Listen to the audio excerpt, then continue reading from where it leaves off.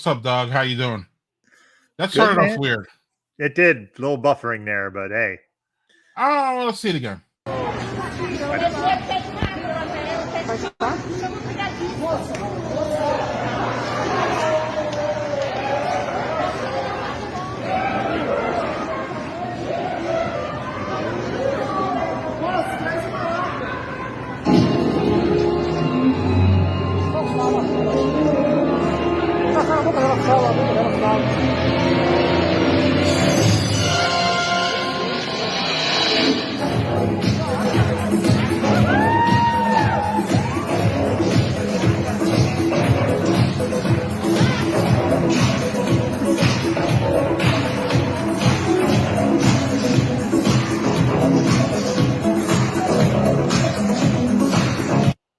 Welcome to Brothers and Booze. We're gonna get flagged for that, but I don't care.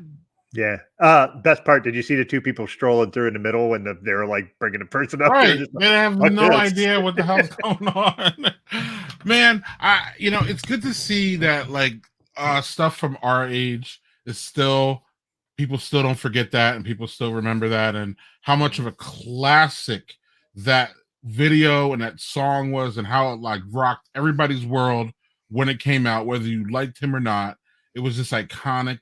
It still is. My youngest was like, man, I didn't know Thriller was 10-15 minute song. That's a 5-minute song. And I'm like, right. Like that was epic. It was amazing.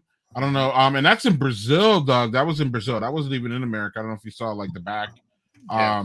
So MJ had a big influence on the world. He was one of the last global icons, whether you like him or not, or whether you like what he did or not. Yeah. Whatever. Hey, at some point, though, quit flagging us, Daniel. right. Damn you. Right. Nothing like a little Thriller in the chiller section of the grocery. Look at that. I like what he did there. Right. Doug, what's going on? What's going on here real quick is you're going to open up your beer and show everybody while I go get a beer opener because this man didn't prepare. Hey, again, we're professionals, so yes, I'll open mine first. You go, and I'll be somewhere running around here. Yep. All right, so JHG sent you commented. I'm going to open one of your beers you sent me, the Tiramisu Stout. This is the first one you sent me. I think there was something wrong with the can, so you were nice enough to send me another one. I'm looking forward to this, so we're going to pop this bad boy open. Oh, that smells much better than that one I had before because I can actually smell the flavor. Before it just smelled almost like a malt liquor, malt ale, not malt liquor, malt ale. So, pours lovely. Not in my head, but that's okay.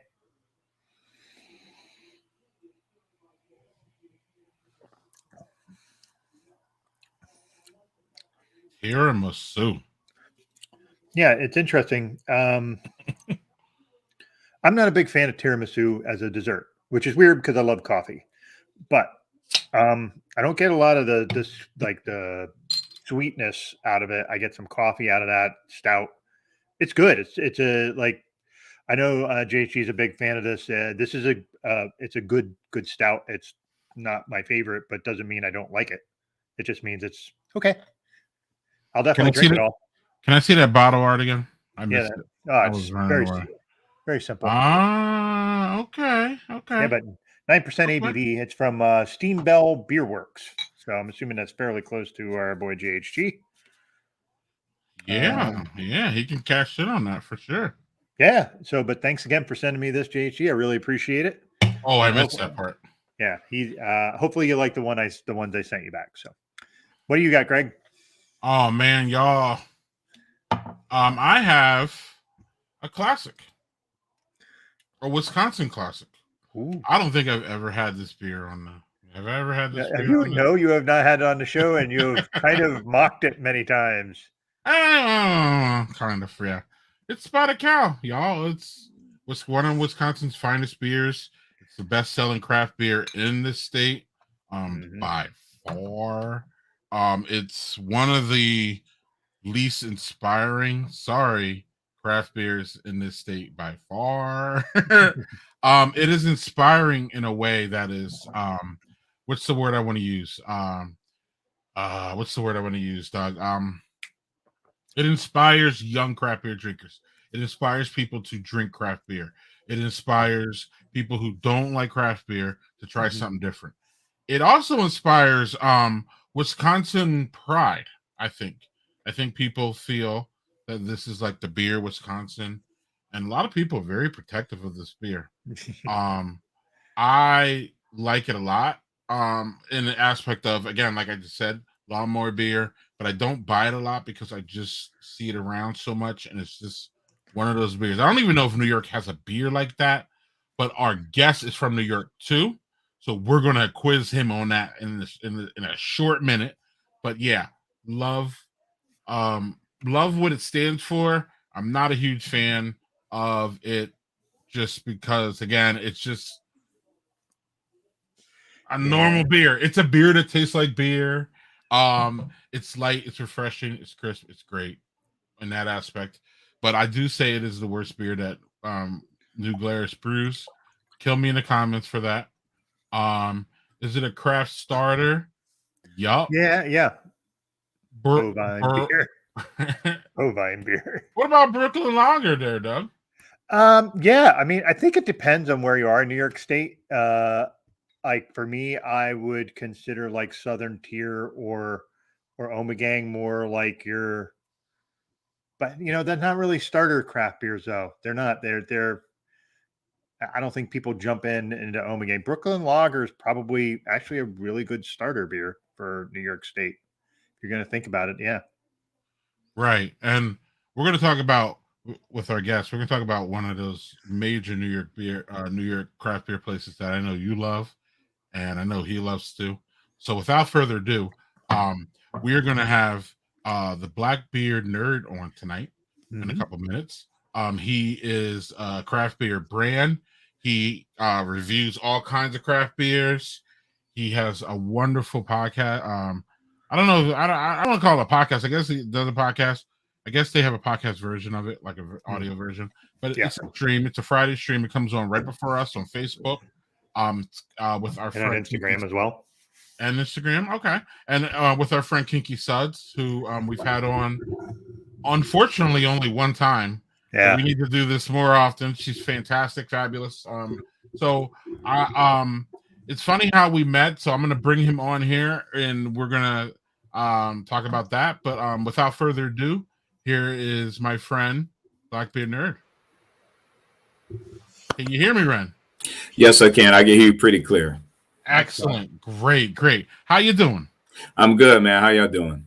Doing well. What's in the glass first? I'm cheating because I'm coming off our thing prior. This is Rot Hoy Broy Ice Zapfel, which is original Black Forest Martin. So Oktoberfest, and this is not the typical when you think of Oktoberfest or Martins, if you know your beer styles. They're dark, you know what I'm saying? Caramel colored. This one is crystal clear. I did a review on it. It surprised me, and it's good as hell, and in a very good price point. So I love it. But I'm cheating because I was just drinking prior. So yes, you were. I was watching your stream. You were just on your stream. Yeah. And I was just telling Doug, I was like, he's still on the stream, and that's cool. But I can look over here on my second monitor, and then all of a sudden you disappeared. And then you appeared here. I was like, man, this guy's a professional, Doug. I don't know how we're going to handle this. I got some flack for it, too, by the way. They were giving me shit for it. Well, good. Maybe they can tune in, too. But thanks for joining us. It's been great. And I just wanted to, Doug doesn't know, and I just wanted to, we've never met in person. No, I don't know all the black beer influencers personally. Like everybody can assume that shit, but we don't, right, Ren? You can tell. Okay. But what did happen was I had followed you because what happens is, just like osmosis, everybody finds out who they are, and there aren't that many of us black beer quote influencers, if you want to call it that. So it's not really hard to find the ones that we have. So I I followed you on Instagram. I have no idea, long ass time ago, and I used to watch your YouTube channel with your reviews. I started doing that, and then you got on Instagram one day and started saying what? That's a good question. I actually You remember what I'm talking about though? I can lead it if you want. are you That- referencing something I did like 2 months ago? yeah. Okay. Yeah, that was more of me talking about how us as black people, that we're in a space that's obviously it's a white dominated culture. And whether you consider yourself a beer influencer or just somebody who enjoys craft beer, or even if you work in the industry, we need to work together. So we're stronger together than we are apart. And I just was trying to push that message out there. And I got in contact with some people. And I will be doing some stuff in the future where I'll be having people on my lives on IG and just talking to different people that I've made connections with over the time, but to show each other and even highlighting and reviewing beers from brothers and sisters that I know that actually brew or work in breweries, but to highlight and show each other that we're stronger together than we are apart, and also put each other up on each other's shoulders because we need each other. We are an ecosystem. We have our own little niche thing that we got going on.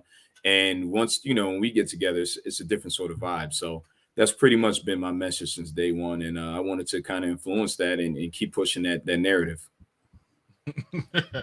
Absolutely. So you're just like, man, if you're out there and you want to, let's just connect. Let's just get together.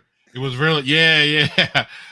Let's connect. Let's get together. So I just responded, hey, man, you need to come on my stream and let's talk about this. And you were like, boom, when? And literally, it was like, Doug, it was literally like hours later that he was booked on this night and we're running. So I just wanted everybody to know the origin of sometimes how the sausage is made around here, Doug. It's not really sometimes all this smooth thing, and people think that I do book out months, but people think I have this Rolodex that just keeps going, and I kind of do, but sometimes it's just really, I would say random things like Ren just speaking out and me saying, hey, what's up? Yes, let's do this. So that's why Ren's here. We never met in person yet. We're going to.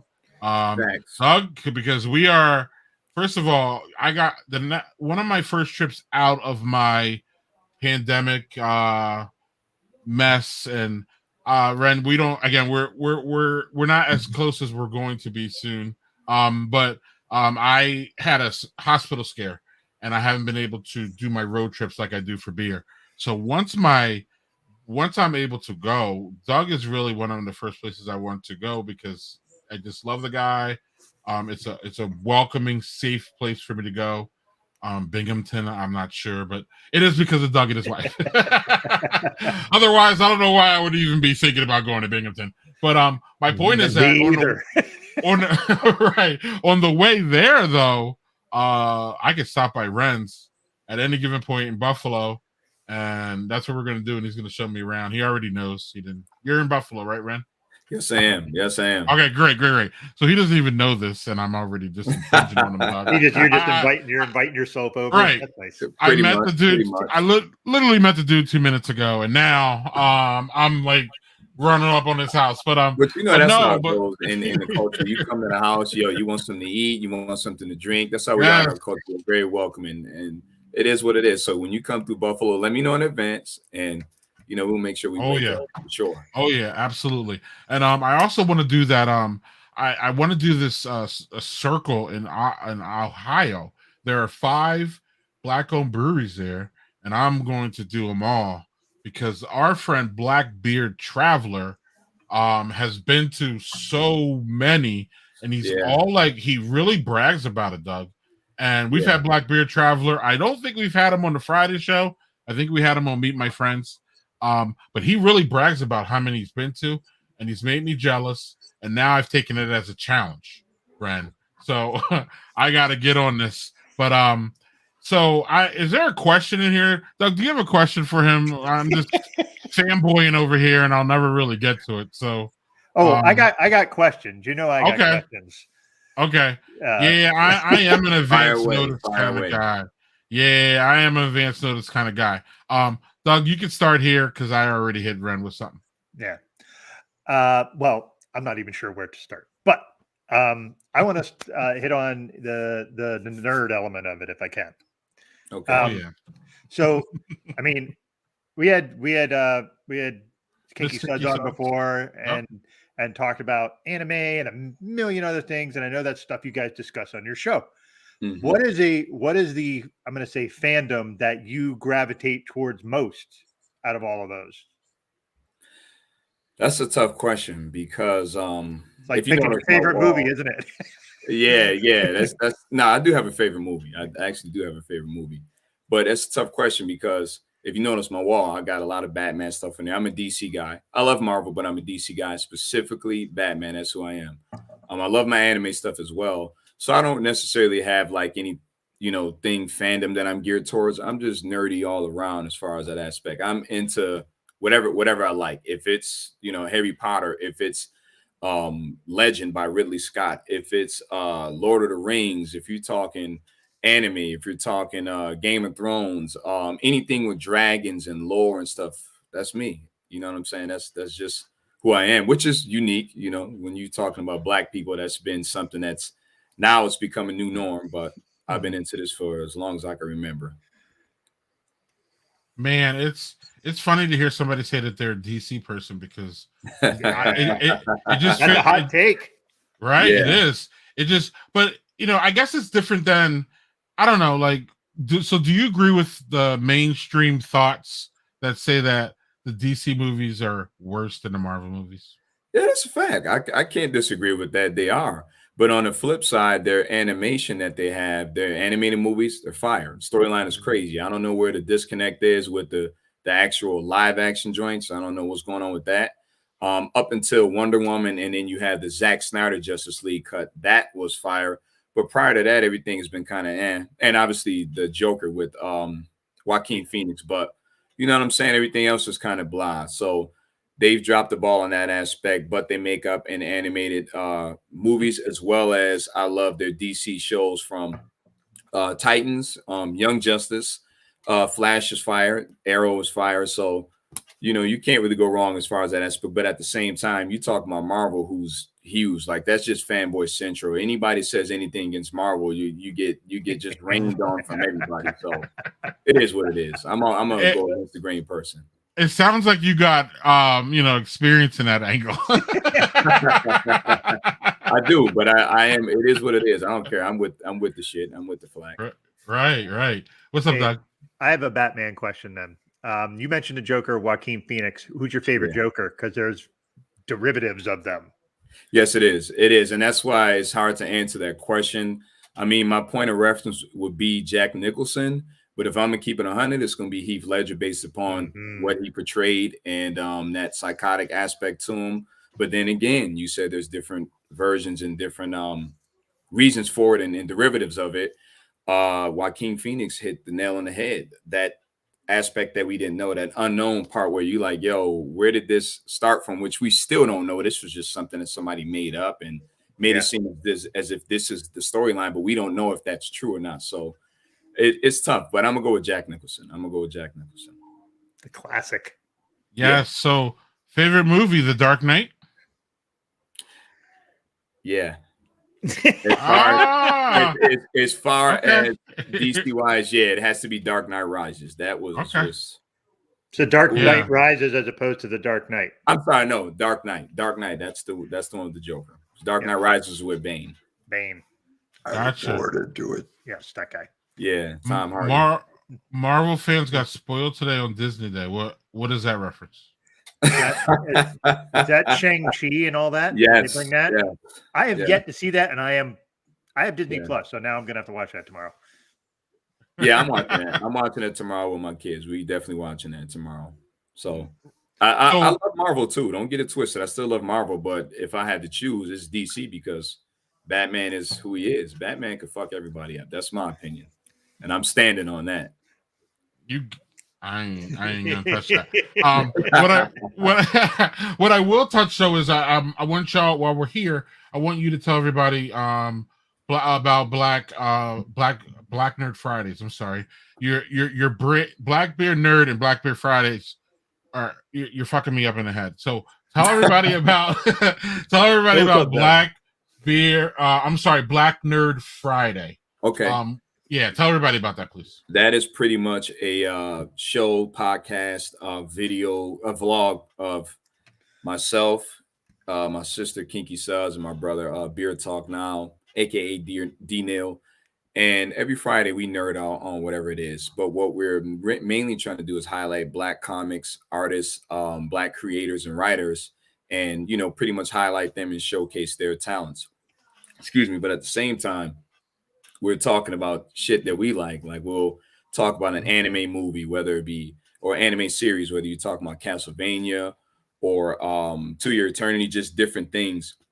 And we discuss this every Friday. We give our view, and we always try to make sure we keep that Black perspective in it because we're giving our point of view. So this is what we do every Friday, 8 p.m. Eastern, 5 p.m. Pacific Standard Time, and we go in. It gets deep sometimes. We have fun on there. We talk our shit, and it's all love. We do it every Friday. And of course, we got this involved. We got beer because we all love beer. So that's one of our glues that we have between us, our common denominator.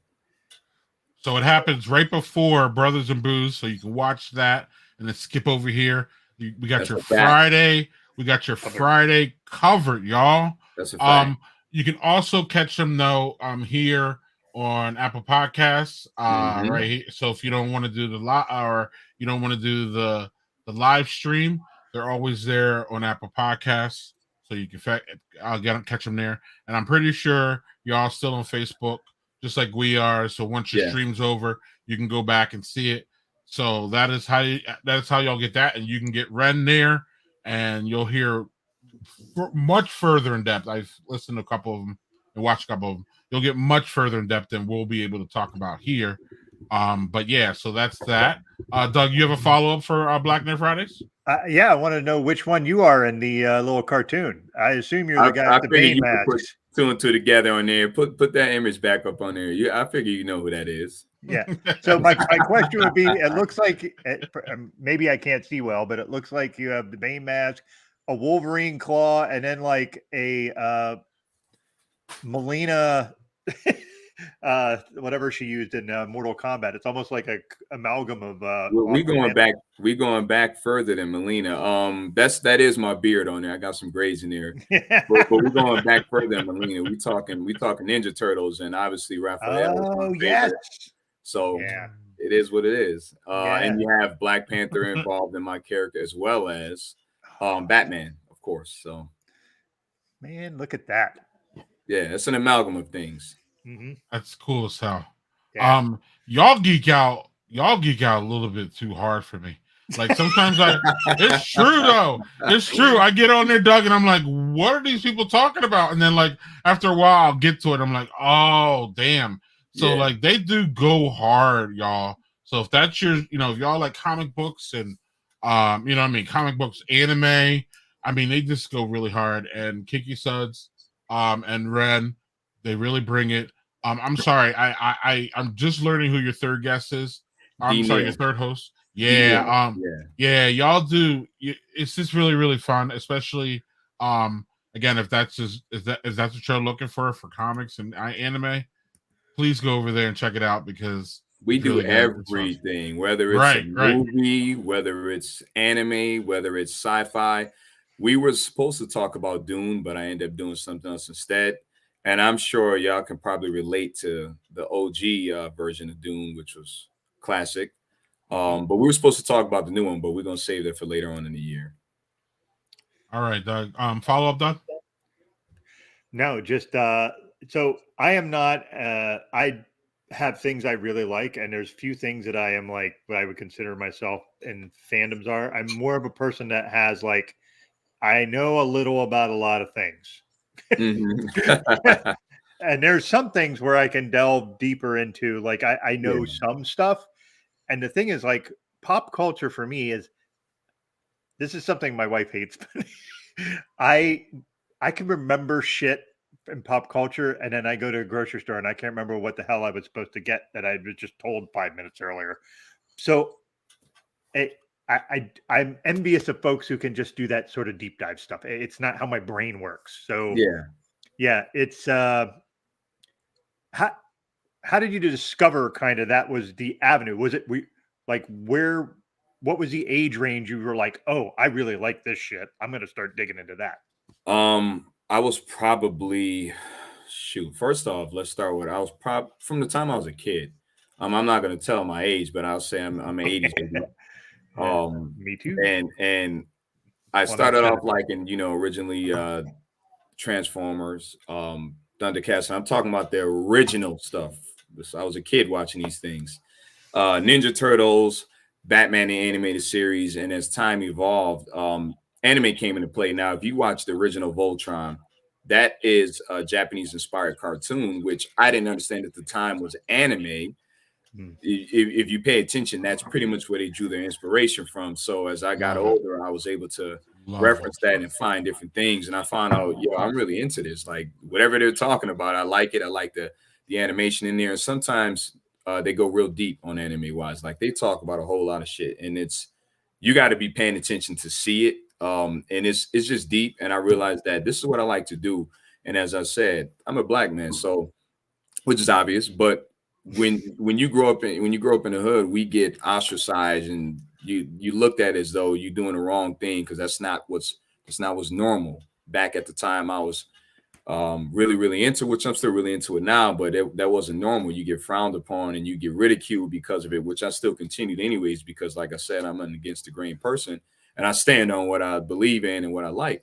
So I've been that way, man, since I was a kid, and I have that inspiration probably from my mom. I like to read a lot, which again is rare. I really, really love to read. So I've always had that vast mind and that imagination that will take you here or there, depending on where you want to go. So I don't really have an age point, but I like all of it, and I've been into it for a long time, pretty much all my life.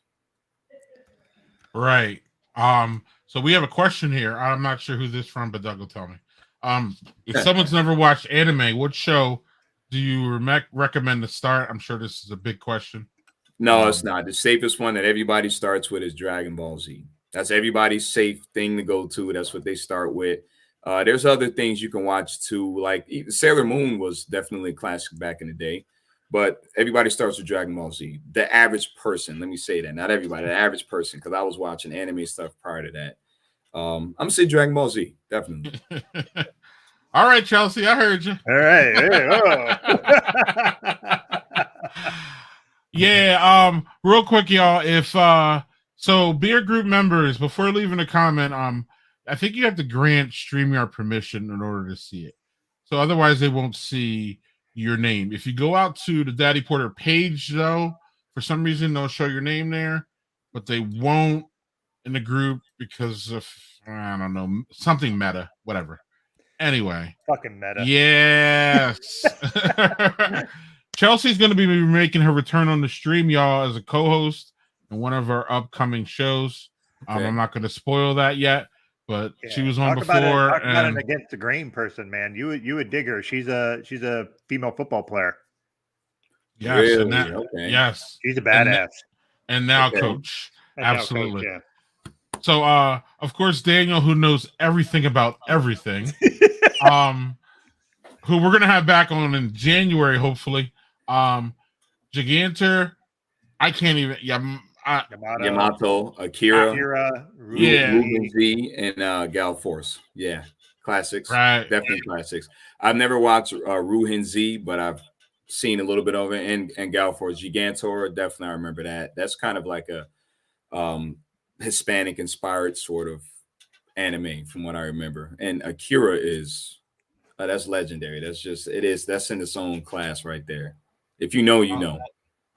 Okay. So real quick, or not real quick, before we get to craziness and silliness, I really want to know, because I don't know, is how did you get into craft beer quote industry? How did you find it? How did you I spoke about how this beer, I will always speak about how this beer was part of my gateway to craft beer. That's a good beer right there. I know you was talking shit about it. That's a good beer though. Yeah, I talk trash on it just to get people riled up, mostly. Yeah, I do really like it, and I do. It definitely has a place in my heart as far as me finding craft beer. This is my first jump from. My story goes, Ren. This is my first jump from Molson Canadian. Was over here to Spotted Cow, and I liked it for a really good minute. But I started actually to get headaches from it. I started getting headaches from most of Canadian, and then I started this, and I was like, man, this shit's good. I like this. So I started getting headaches from that. So then I'm like, just like all craft beer people, I was like, to me, New Glarus was Spotted Cow. Like there was no beer styles. It was just like, this is this New Glarus Spotted Cow. It's New Glarus. You know what I mean? So then when I went and looked for other ones, I saw, oh shit, New Glarus they have something called a Doppelbock. What the hell is this shit? So then I got it and I was like, oh God, that's horrible. And then really, dog, like people think like who I am now as a craft beer drinker, which I love almost everything you put in front of me. That's one of the main criticisms I have, Ren.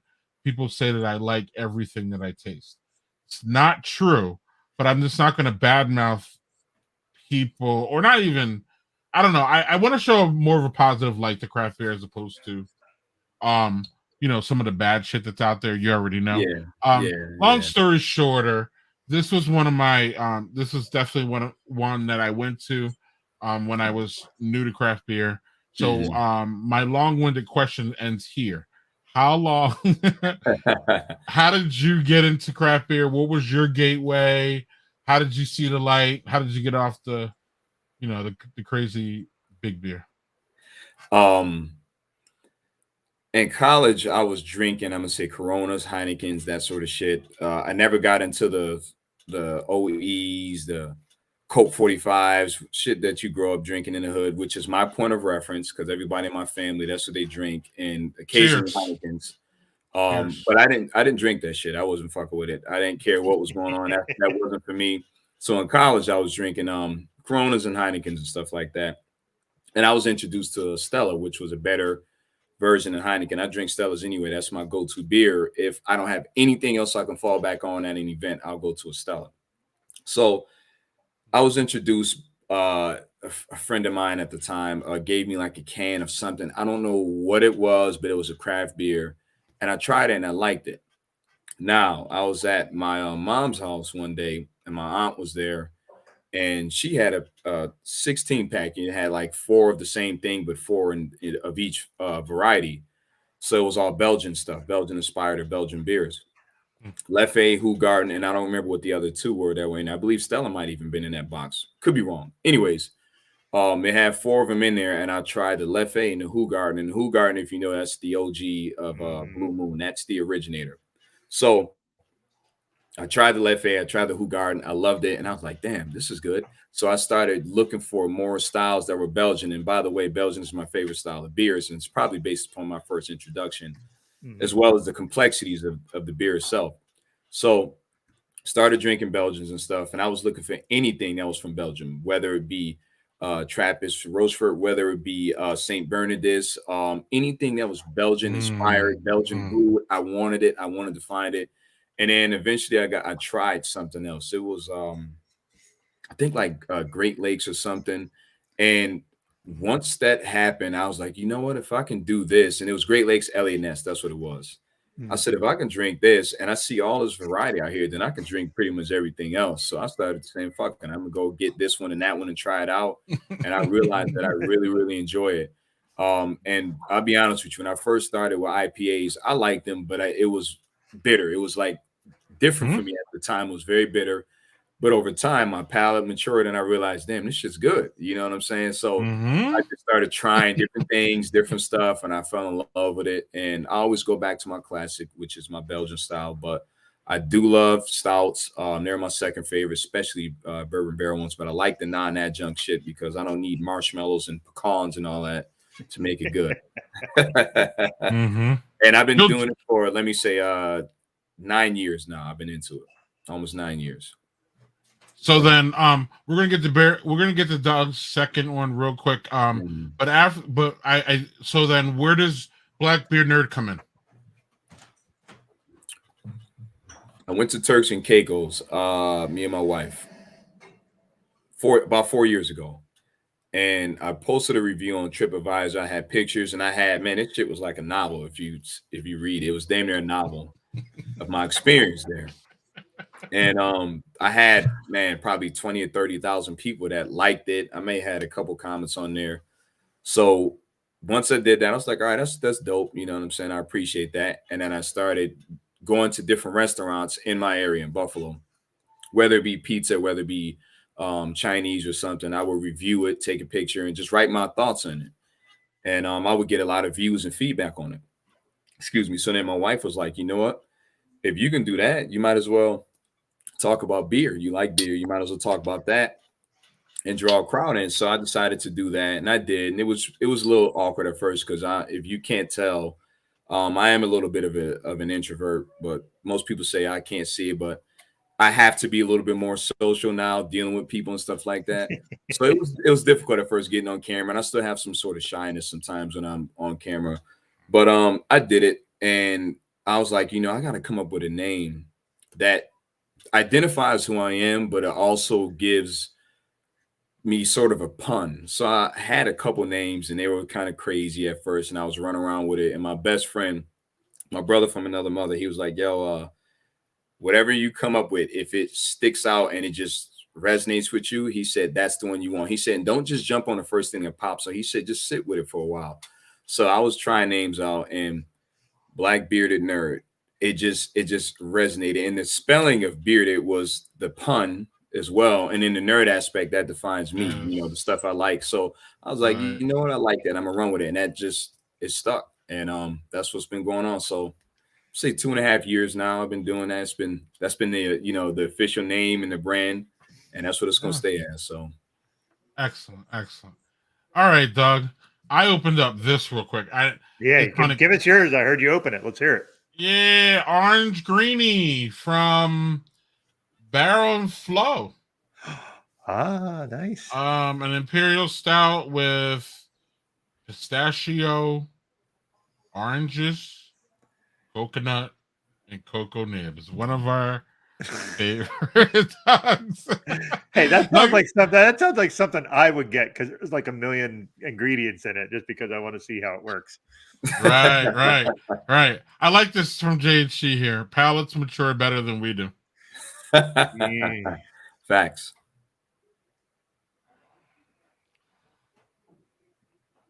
Damn. All right. Pistachio, yes. Oranges, not so much. Coconut, subtle. Cocoa nibs, yes, y'all. Finishing very, very cocoa-y.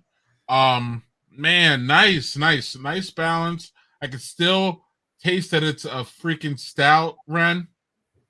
You know how sometimes you already know, you laugh because you know what I'm talking about. Sometimes they like Doug doesn't, I do. I'm starting to get afraid of these like 7 ingredient stouts where like, you know what I mean? It takes longer to say what's in it than the damn name on it. But Barrel and Flow, man, I can't say enough about, and in the previous Fresh Fest, I can't say enough about the collaborations that come out of that festival, about how fucking tight they just are. All of them are tight. I've had maybe 1 or 2 that were like, meh. And that was probably just me not liking it, because there's an aspect of, Doug will like something and I'm like, meh. Like Gozas, for example. A lot of times I'm like, meh, and Doug's like, damn, this shit's good. And I'm like, it's a salt bomb. Get out of here. Hey, but that's me with sours. You're like, sours? And I'm like, yeah, no. Right. Yeah. Right. I'm all like, pucker me down with a sour, and Doug's like, dude, no. So this one here is pretty damn good as far as, I wonder where let's see here. I should say it looks like other half bottle. Other half. Yeah. That's what it looks like. Yep. That's what it is. Other half. You getting it by label design. Yeah, man, we don't fuck around, Doug. But this is pretty this is fantastic. And I think as it warms up, I'll probably get more of that coconut, because that's, this is a little bit cold for a stout. Usually we want to leave them out a little bit, I think. This one's a little bit cold. It was like, and my beer fridge is like 45 degrees. So this is going to be good. This is going to warm up pretty nice. Doug, what's going on with you? Are you ready? I think I have to be prepared. Oh, Nice. Very good choice. Very good choice. This is a very polarizing beer on our show, Ren. Why is that? Half the it's people fun. love it, and half the people think it Right. tastes like medicine. I'm not Right. kidding. It is a All very polarizing. As a matter of Right. fact, one of the guys who's been on our show a couple of times, Kevin Mckeever, last night sent me a Yes. message, said, I saw the Trogs Mad Elf and I went and brought a celebration ale instead. Yeah, Celebration Here ale in beer. Nevada. Yeah, right. Yeah. We've had a show just with Matt Elf where we all tried it, and we had pros and cons. It was like crossfire. Like Yeah. instead of politics, it was about Matt Elf. I like it. That's a pretty good go-to beer for me for the season. I can't front. I'll mess with it. I don't have anything negative to say about that. But again, that's my palate. Because if you were to put those things in the stout, like it has a cherry sort of vibe to it. Nah, I'm not drinking it because it's going to be medicinal tasting to me. Robitussin specifically. Yeah, and Right. there have been years where it's not as good as other years because the cherry like dominates it sometimes. Yeah. This one is cherry forward, but not medicinal. I think last year, Greg, I had it and I said it wasn't as good as previous years because it almost did have a little medicinal quality to it. But this is back more to what I've always originally liked about it. Kind of hard to see with the color, but it does have a nice that little reddish tint to it. But the one thing about it is, man, you can drink this and it's super drinkable, and then you drink like 2 or 3 of them, and then you're gonna try to stand up, and you're not gonna stand up well. So yeah, that's the one thing about these. So that sounds like some good medicine. Cheers.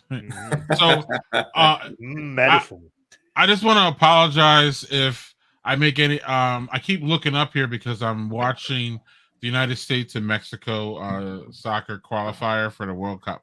So sorry if I don't mean to be rude, but that's what's going on.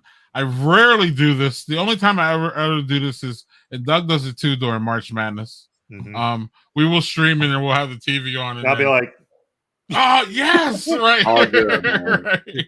All good. It's nothing. It's all good. You like what you like. Green medicinal only. Fuck the cherry. Chelsea. Yeah, so like, right. Yeah, see, like there's always one, Doug. There's always one with Matt Elf. So Ren, I have to ask your opinion. I told y'all I was gonna ask you about it. One of the actually, before I get here, let's talk about seasonal creep. You just pulled out a Marzen, and I don't know if you saw, but I was rolling my eyes because I'm like, Marzen, what was that? That shit was probably what? That shit came out in August? Because now, because Marzens and Oktoberfest and pumpkin beers, we're starting to see in August now or September. Yep. And it gets, in my opinion, it's a little ridiculous. Where are you at with seasonal creep? Because I have something behind it. Like, do you like it? Do you not?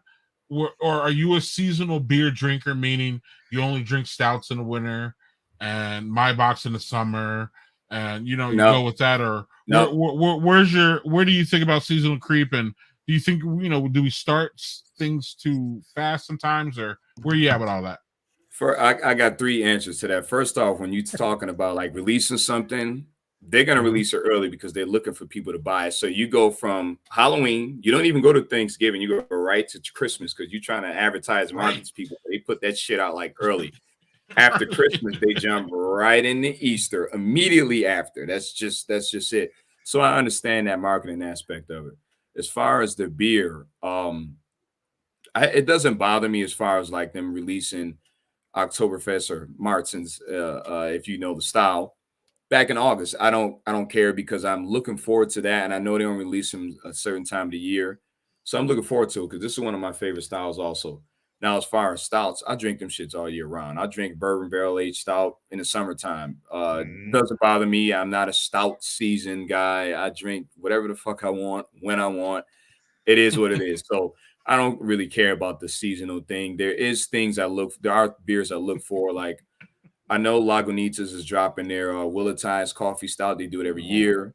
It's coming up That's a good soon. one. Same thing with Goose Island's Black Friday. I look for those things, but to say I would drink it only during the season, nah. If it's around, I'm buying it and I'm drinking it, and I'll drink it in the summertime. So it is what it is, man.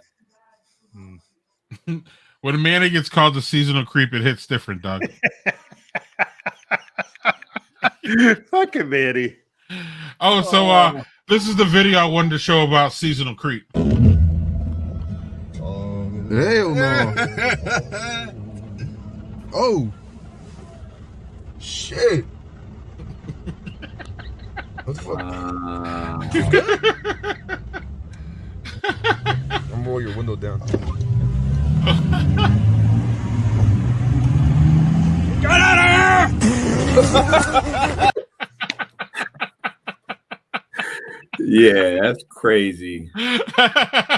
Hey, listen, in defense of him, at least I did see some like snowflakes, slightly some flurries in there, so I got to give him credit for that. Right. We talked about it, I think, last week, Doug, which is like, are you so you don't care about beer. Do you care about holidays? Meaning, do you care when people are trying to do Christmas and putting Christmas shit up? And October, or where does that annoy you, or where are you at? It doesn't annoy me, but I like what I like, and the way I like it. So my wife wants to put up Christmas shit right now, and I'm like, nah. My kids are already playing Christmas music, and I can't really be mad. I just got to kind of block it out because I'm not necessarily ready for that until after Thanksgiving. I want to at least get past that. Once Black Friday hits, then it's all right, let the shit fly. It can be Christmas music all day. It can be Christmas trees up and all that. Prior to that, I don't really want to hear it. And that's just me. That's just me. Yeah. Right. Well, I'm the same way. Get me to Thanksgiving's like my favorite. I'd say favorite, not holiday. I mean, my favorite gathering time because the holidays are shit. The origins of the holiday are for shit. Preach. But then I get to sit with my family and eat ungodly amounts of food. That's my happy spot. Let me just eat a shit ton of food and sit with my family and bullshit. Yeah. Right. And scream. I don't know if Ren's a Cowboys fan, but scream at the Cowboys too. So I do that. I don't watch football. Listen, I'm from Buffalo, so you already know what team. I'm really gonna rep if I'm into football, but right. Yeah, matter of fact, fuck the Cowboys. So right, exactly. You got it, man. We can have him, keep him around, Doug. Yes. So this is another thing I want to talk about. Sometimes I just want to say why. Like, it's just why. What is the fucking purpose of this? Marketing. Facts. Curly fry vodka. Listen, that just be honest. Do y'all drink do you drink Bloody Marys? No. No, but so that's what it's for? No, but I'm saying, like, if you drink a Bloody Mary, I've seen people drink Bloody Marys and I see like stacks of a burger or shrimp sitting on top of it and stuff like that. And I'm like, what's the purpose of it? And traditional vodka's made off of potatoes. So why not do the same thing? Would I buy that? Nah, I'm not a vodka drinker. I'm rum, I'm bourbon, I'm whiskey. Forget about vodka. Don't drink it at all. And I definitely won't be drinking that bullshit. $60 a bottle, Ren. I'm good. I ain't fucking with it. I'm not doing it. I'm not doing that. Listen, I will buy novelty alcohol. We have the facts. Oh wait. I have. So the way that was phrased made me think of remember the stupid Quiznos commercials? Instead of "We love the subs," and it was like this dumb little, awful little puppet. Yes. All right, we're gonna get flagged for that too, but fuck it, that was great. Yes, right. You eat great food after getting drunk, so why not do both at the same time? Great food, right? Arby's is not great food. He said greasy. Sorry, right? He meant greasy. All right, okay. Right. Hey, I'm not doing that. Arby's, give me a greasin'. All right, I can rock with that. I love Arby's fries though, but I'm not getting that booze. The curly fries. That's one of my favorite. If you're gonna get fast food fries, that's for me. That's the one. Horseradish or no Right. horseradish? I can do either or. I grew up in middle of Pennsylvania where fucking horseradish and shit like that is in with everything, so I can eat horseradish. Yes. That's not a problem. That and sauerkraut. Yes. I'm just like, Yeah. So Yeah, I this ain't buying that shit. I'll pass. This trip that shit tripped me out when I saw it, and I was like, first of all, is this the onion? And then I clicked on it, and it was like, oh shit, it's real. Okay, let's roll, I guess. But again, I make fun of it, but this is the same guy who's loves the craft beer industry, and I mean, we've had Fruit Loops, Lucky Charms beer. I mean, it doesn't stop, Ren. The level of where some brewers will take. I mean, our friend Manny here, he loves him some Arby's, but our friend Manny loves himself some cereal. He came on this stream, Ren, and poured some beer and some cereal and ate it. So he's a heart. Yeah, it was like a cereal flavored beer. So he thought, oh, just pour it into cereal. We were like, right. Yeah, Right. I'm good. Right. Each his own. Wait. So, Daniel, what's my go-to sandwich at Arby's? Is that what you're saying? At this point in Arby's, first of all, the way my heart is, I can't eat that shit. Okay, so let's just start there. I used to be able to, but Daniel, when I was eating Arby's, even recently, I was actually into their wraps. They got like a turkey wrap, but old school is beef and cheddar. I mean, it was just the old staple, right? It's just, and the chicken sandwich. I remember what the chicken sandwich used to be when we were young. That shit was fucking epic, actually, and it just went downhill like everything. Anything good when we were kids, Ren. Now it's just a shell of what it used to be. You know what I'm saying? Facts. Right. So like, yeah, don't Manny, come on now. You know we ain't judging your ass. Yeah, we love you, man. We do. We love you. If we judge Manny's ass, we'd probably be blocking him on Facebook. So Manny, we know the love, man. It's all good. So yeah, if you guys don't mind, I want to move on real quickly to Bell's. No segue here. Bell's is Bell's sold out this year, or sold. Their owner actually got to the point to where I guess he got too old and he sold. Now, yeah, I didn't even mean that, but he sold. Brent, you've been in right. Greg coming out with the Rakim lyrics on the show. Yeah, he got so old and he sold. He got so old he like sold. That. Right.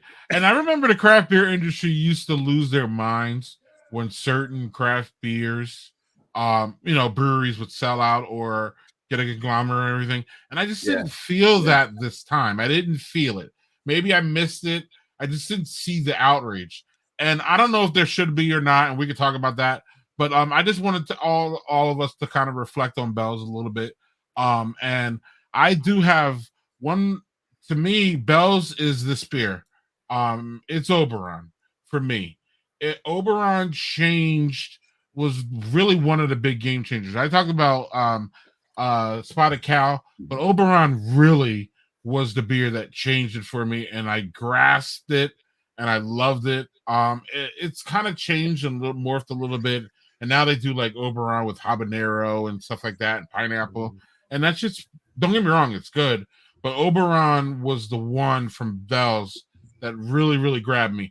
Doug, I'll get to you after Ren. But Ren, do you have any history with the Bell's? Do you have any favorites? Did they change the way you look at craft beer? Anything, where are you at with Bell's? I fuck with Bell's, and specifically and particularly because after we stopped fucking with Founders, I know I did. I know I can go to Bell's. Fuck Founders, by the way. I don't know if y'all can get a copyright claim or anything, but Yeah, we're part of Fuck Founders gang here. All right, Sure. so Go Fuck on. Founders. Right. Bell's is good. I love their two-hearted ale. I don't have a problem with them necessarily selling the company to, I believe it was Lion, what it said, which was a subsidiary of the Japanese rice lager beer. I forgot what it's called. But anyways, Sapuyo? No. no, it was another one started with a K. Oh, okay. But either way, I don't necessarily have a problem with that, because if they can still keep their creative integrity, then they can still hold that, because Goose Island is an example of that. They got bought out by Anheuser-Busch, Anbad, whatever it's called, and they still kept their integrity. So if they still can keep that, then it'll be just fine. And sometimes people got to do what works for them, because if you look at the grand scheme of things, somebody might say, well, I don't really have the money to produce or do the things I want. But if they're giving me $100 million, and then y'all can buy whatever equipment you want and I can go retire, but the brewery can still continue and you still have creative control, it's a win-win on both sides, especially since whoever this brand is, which owns New Belgium also, they're already huge. So it's not going to matter to them. But I'm cool with it. It is what it is. We'll see how it falls off. But that was my shit. I fuck with that. Yeah, but Kieran's the one that's like the parent group, and then that subsidiaries own New Belgium and all those, like you said. Yeah, Ren. Yeah. Yep. And Doug, I think you want to talk about this one. That is my favorite one of theirs that I've had, but I am a stout hound, so like that's going to be my favorite. That one is excellent. They made like a vanilla variant, but there is another variant that I shared a tab with you, Greg, that I think it was an underrated series they called the Leaves of Grass series.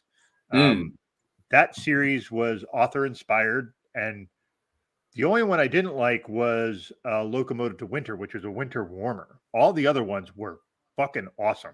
That was just a really great. You have breweries make their series. I'm going to make this is our dark series or whatever. But that series of beers was just superb. Like I said, the only one I did not care for was To a Locomotive in Winter. And I generally like winter warmers, and that one just really did not hit right for me. But that's out of 7 beers. The other 6 were really fucking good. And that was the only one that I didn't like. Oh, Captain, My Captain was my favorite out of that. A Black India, Black IPA. That was awesome. That was really good. Boom. Doug, do you have a third beer? I do. Ren, do you have another one? I was about to pause the camera and go grab another one. You go grab another one, and I'll open mine up. Yeah, right. We'll bring you back on, Ren. So, Leaves of Grass. You remember that one? That's a series. Is the Leaves of Grass series? Okay. Like I said, the only one I didn't like was their winter warmer, which is weird because I like winter warmers. Harpoon Winter Warmer is one of my favorite winter beers.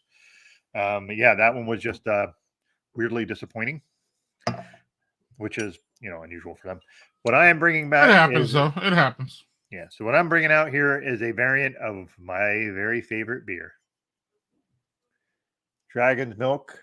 No. Bourbon barrel aged stout with salted caramel. Their latest variant. I fucking salted caramel. Jesus fucking.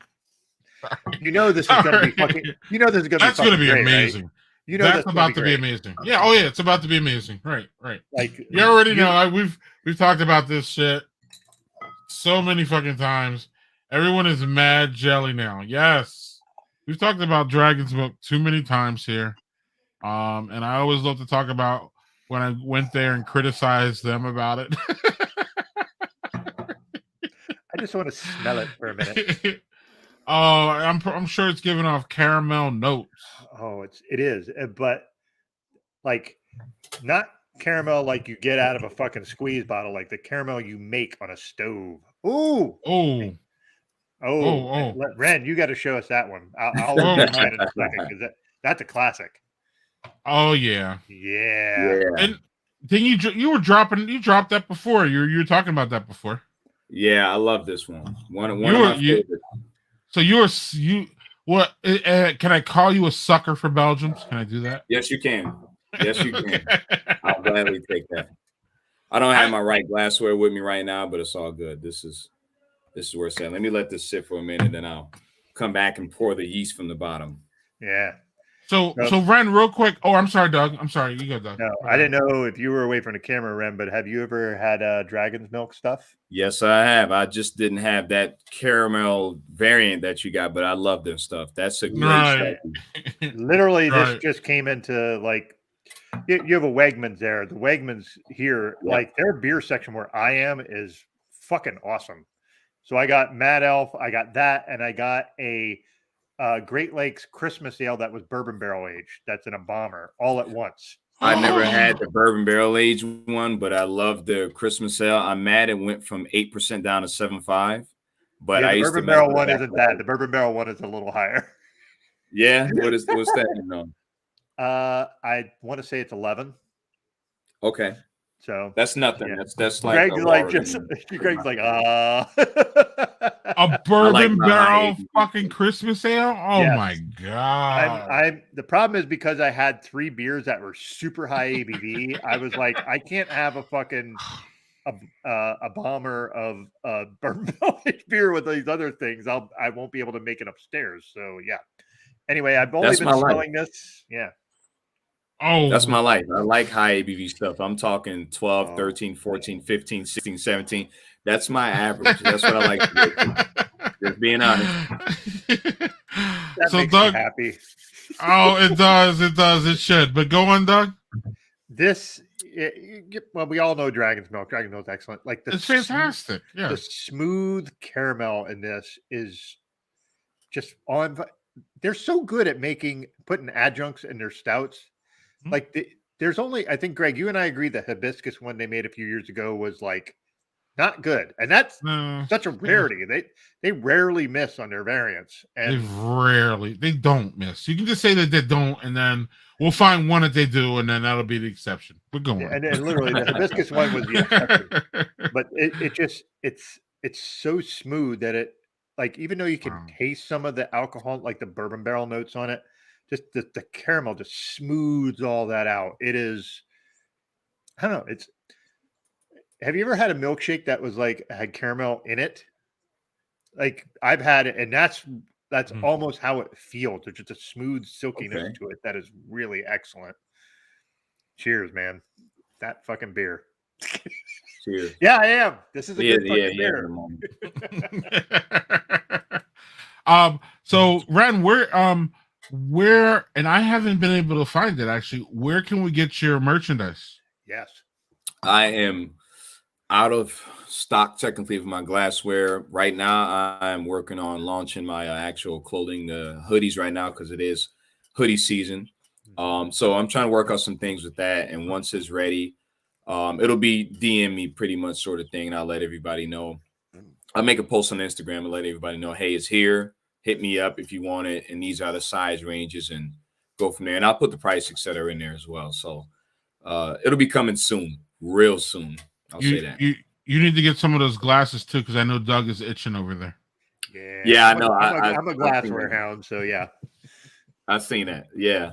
I'm gonna see what I have in my stash, my old stuff, and I might have some of my OG glassware, these was one of them, but the other one that most people liked was kind of a Tiku/tulip base, but it didn't have a stem on there. Everybody loves that one. That's one of most people's favorites, and they drink it. Yep.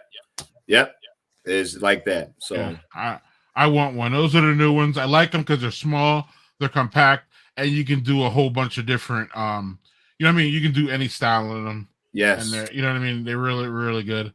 And mine actually holds 16 ounces. Oh, yeah. Look at that, Doug.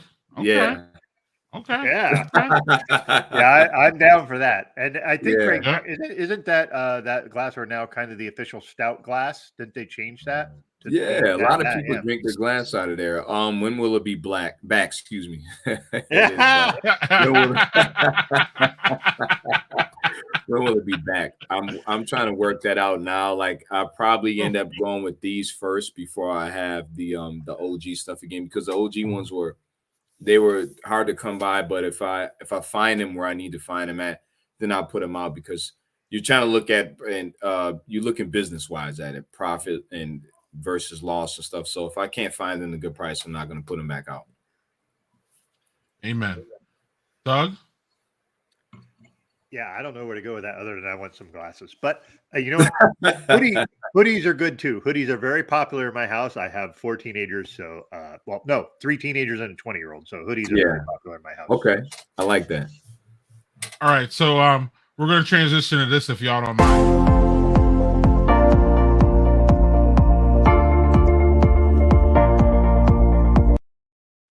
So I actually have no idea. One of the pre-production things we do is we try to figure out, or we want to talk about what you're listening to, and I have no idea what y'all are going to say. I'm going to start. I listened to last night this album, Silk Sonic, Bruno Mars, and Anderson .Paak, who I have no idea who is before that. Sorry, I'm getting old. Yeah, man. Even I know who that is, and I'm an old guy. I'm getting old, and I lose. Yeah, it's bad. It's bad. So at least I admitted it, so I can like. But right. So Silk Sonic, I absolutely despise that one song. Leave the Door Open. I absolutely despise that shit.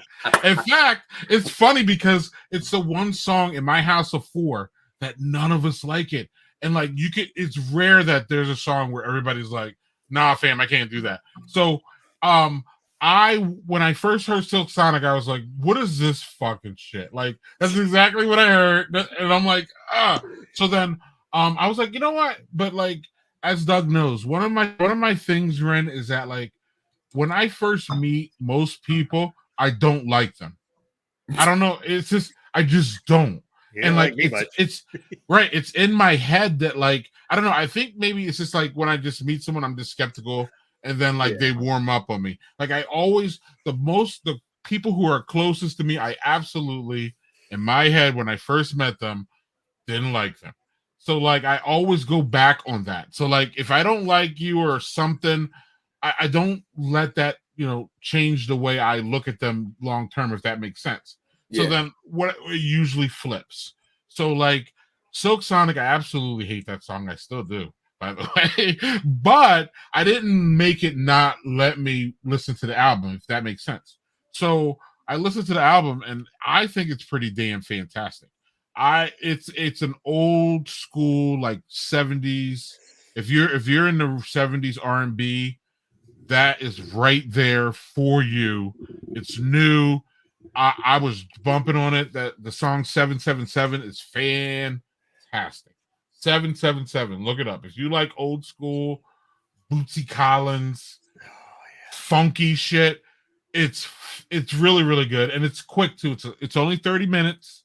You can get it on Spotify and you'll be bumping, man, after song number 2. Skip song number 2 because it's trash. It's fine. But not everybody hits it out of the park. So I'm listening to Silk Sonic this weekend. I'm going back on it. I heard it last night when it dropped, and I'm down. And then I'm gonna go find out what Mr. Anderson .Paak's all about too, since I don't know anything about that. I'm mixed, Ren, on. We talked about Bruno on here, and I'm mixed on Bruno. I like when Bruno's upbeat. I don't like when he's whiny and talking to the ladies and all that. That's just not my thing with Bruno. I'm an old school like Luther Vandross. So I like talking to. I like when men talk to women and get all like love you. Don't get me wrong. I just don't like Bruno's brand of that. If that makes sense. I like Bruno's brand. I like Bruno's brand when he's upbeat, uptown funk. That kind of like he's moving around and he's all I love that. I love that about Bruno. I don't love when he gets whiny and stuff. So Ren, you have something you're listening to? I got an amalgam of things. Right as of right now, my favorite I've been just on replay has been Wale's Folarin 2. That's been in heavy rotation for me. Excuse me. Also, Nas is just one of my goats. So King's Disease 2 has just been in heavy rotation. And I got some old school R&B and stuff that I throw in there, and some old school, like you just mentioned, Bootsy Collins. Once I seen that at the bottom, because I don't necessarily care for Bruno Mars, but my kids love him. But I've seen Bootsy Collins, so that's sort of the era I like. So I'll go back to Earth, Wind, and Fire. I'll even go further than that sometimes, where I'll listen to John Coltrane and Duke Yes. Ellington, that sort of old school jazz. Yes, So I'm yes. kind of mixed around, depending on my feeling. But heavy rotation as of right now has been Falarin too, and definitely King's Disease too. That's been just rotating. But not Silk Sonic. And I know who Anderson .Paak is because he's been featured on a lot of people that I like. And I've heard some of his solo songs and I like him. Bruno Mars, I agree with you. I like the up-tempo stuff, the Uptown Funk. I don't like the serenading and he's trying to get to women. That's just my opinion. But again, Me too. my kids, Right. they love him like that. They go crazy for him. They like, oh, he's better than Michael Jackson. And I'm like, do you understand that if there wasn't a Michael Jackson, it wouldn't be a Bruno Mars? Bruno Mars, right. Fact. You know what I'm saying? So Absolutely. it's what it is. But yeah, that's my category right now. That's what I'm listening to. Absolutely. What's up, Doug? I'm not. Listen, I like music. I don't listen to it all the time. I am generally a person who will listen to books and podcasts if I'm going to listen to stuff. So the one I shared with you is Slow Burn. Slow Burn is a podcast that every season is a snapshot of something that happened in history. First season was about Watergate. They did a season about the Monica Lewinsky, Bill Clinton scandal. This season is about Rodney King. And talk about, like, they start with the Rodney King stuff and then they go into this other one where there was an Asian shopkeeper who shot a 15-year-old black girl and how that kind of ignited even more underneath the undercurrent of Rodney King. It's the Slow Burn podcast. If you want to understand bits of history that maybe you know but you don't really know, they do deep dives in that shit, and it is every season. The only one I didn't know, they did one where they did the Cleveland court system, where it was just them being inside the courthouse in Cleveland. That was kind of fascinating, but it was a total departure for them going, here's this topic, and we're going to delve into it. I'm really excited to see where this particular podcast goes because, you know, being an East Coast kid, I knew the thing I knew about Rodney King was he got beat up by cops and the cops were fucking wrong. That's what I knew. But there's not that there's elements to it that are not that, but understanding the story of like how that turned LA. Like LA turned into it was a tinderbox for a long time because of that. And because they do such a good job of exploring those avenues, the Monica Lewinsky Clinton scandal was like, I was old enough to be in the middle and remembering that, but like hearing like, all right, well, you know, all that shit you heard, here's how it really happened. And then they talk about, Clinton was a fucking creep. He was a good president. He was a creep. But hearing that shit about how that broke down, and then that's why when I saw that it was about the Rodney King affair, I was like, okay, I want to know more. I want to understand that more. I'm a person who does podcasts, but the thing is, like, if I'm listening to podcasts, the podcasts generally are either give me serialized fiction or give me shit I can learn. And who's the authors or narrators of the narrator? I can't remember, but he's fucking awesome. I'm trying to remember what his name is. I think it's in there, but bear with me. I'll have to look it up on my phone. But it's the guy. The guy is very. They don't mince words about it either. It's not something where they're putting up one perspective over the other. And this is what I was about to ask you, because if it's a white man, don't necessarily want to listen to it. That is definitely not that. Okay, because it'll have my view of it skewed already, because I'm not going to listen to it through their lens or their perspective on it. I want to hear from someone in my community what really happened. I can't listen to it from that way. And it jumps into like just anything, and culturally, like if I'm hearing it from that aspect, then I have to have a wall up already, because you're telling me the story, but it's your story and you're not telling the whole truth. So I always like to hear who's telling the story, because then that lets me know whether or not I want to listen to it. Period. Can I have a segue on that? Because you guys both, I was asking what that show was that Greg was touting about called High on the Hog, and I couldn't remember the name of it.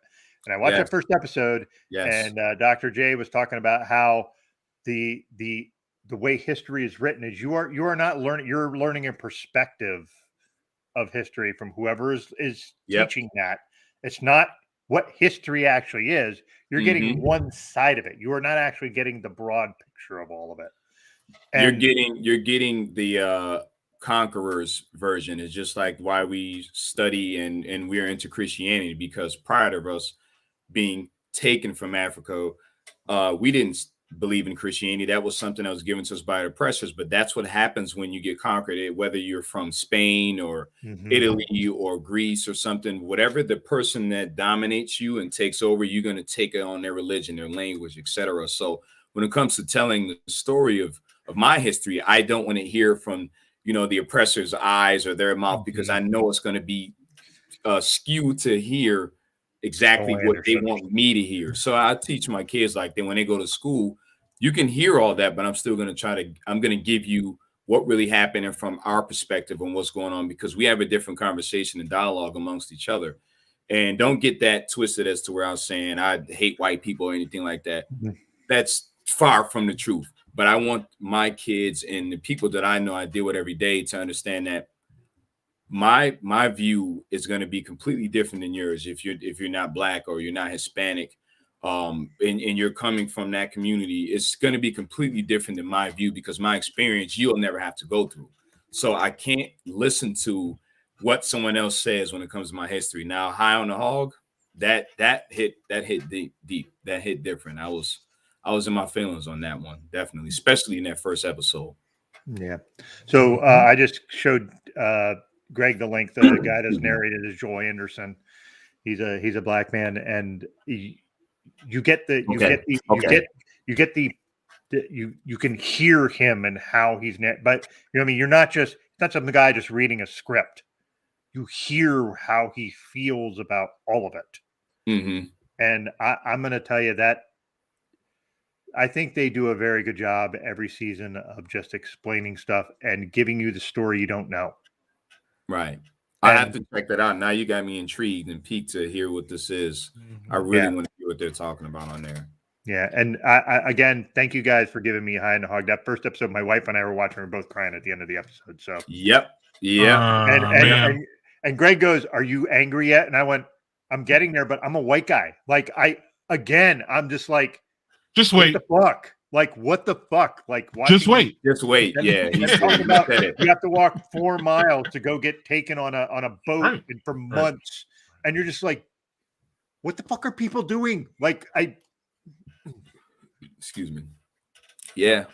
Yeah. Sorry. It hit me differently. It definitely hit me different. And I watched it with my wife, and it was something that touched me, and I could relate to it, obviously, for a lot of different reasons, but the obvious first. And I know my family, particularly on my father's side, comes from slavery, because my family in Mississippi, I have roots in Louisiana, but my family in Mississippi, when my grandfather was born and raised, we have over 200 acres there. So, and when we do our history, we have kind of like a family book that was actually all my family from that side relocated to California, if they're not currently still living in Louisiana. And they've been there for probably 2 generations. But the point is, them owning 200 acres of land, and I know the person who originally got it was a sharecropper, that tells me exactly what I need to know. It references that they were slaves, or the person prior to them was a slave. So it's deep, and I can relate to this on a different level, and I understand the context. So it hits me differently. And when you talked about that 4-mile walk, and when he got to that area and all that, yeah, I was crying. Definitely. Yeah. Can I make a really quick point, Greg? Sorry, I don't mean to step No worries. No. So I remember. So part of my heritage is Scotland, Ireland, all that. I'm a fucking goofy fucking white guy. So anyway, I remember being in Scotland and walking on the ground there, and remembering just when he was talking about just there. I feel this. I'm here. This is something that's part of me, even though he had never been there. I remember that. Except when I was in Scotland, I had the joy of that. I did not have the pain of that, because what fucking oppression did my ancestors deal with? None. So you did. You definitely did, but maybe not as much as we did. But you had oppression in your history, definitely, because you had the English involved and stuff. You know how that goes. There's definitely some oppression there. That's fair, yeah, but it's not the same. It's not the same. but I didn't feel the pain of it. You understand? Like I just felt like, oh, I'm connected to this land, but I didn't have to walk and realize these are where my ancestors walked and they went and they got forced into slavery. I didn't have to deal with that. And it's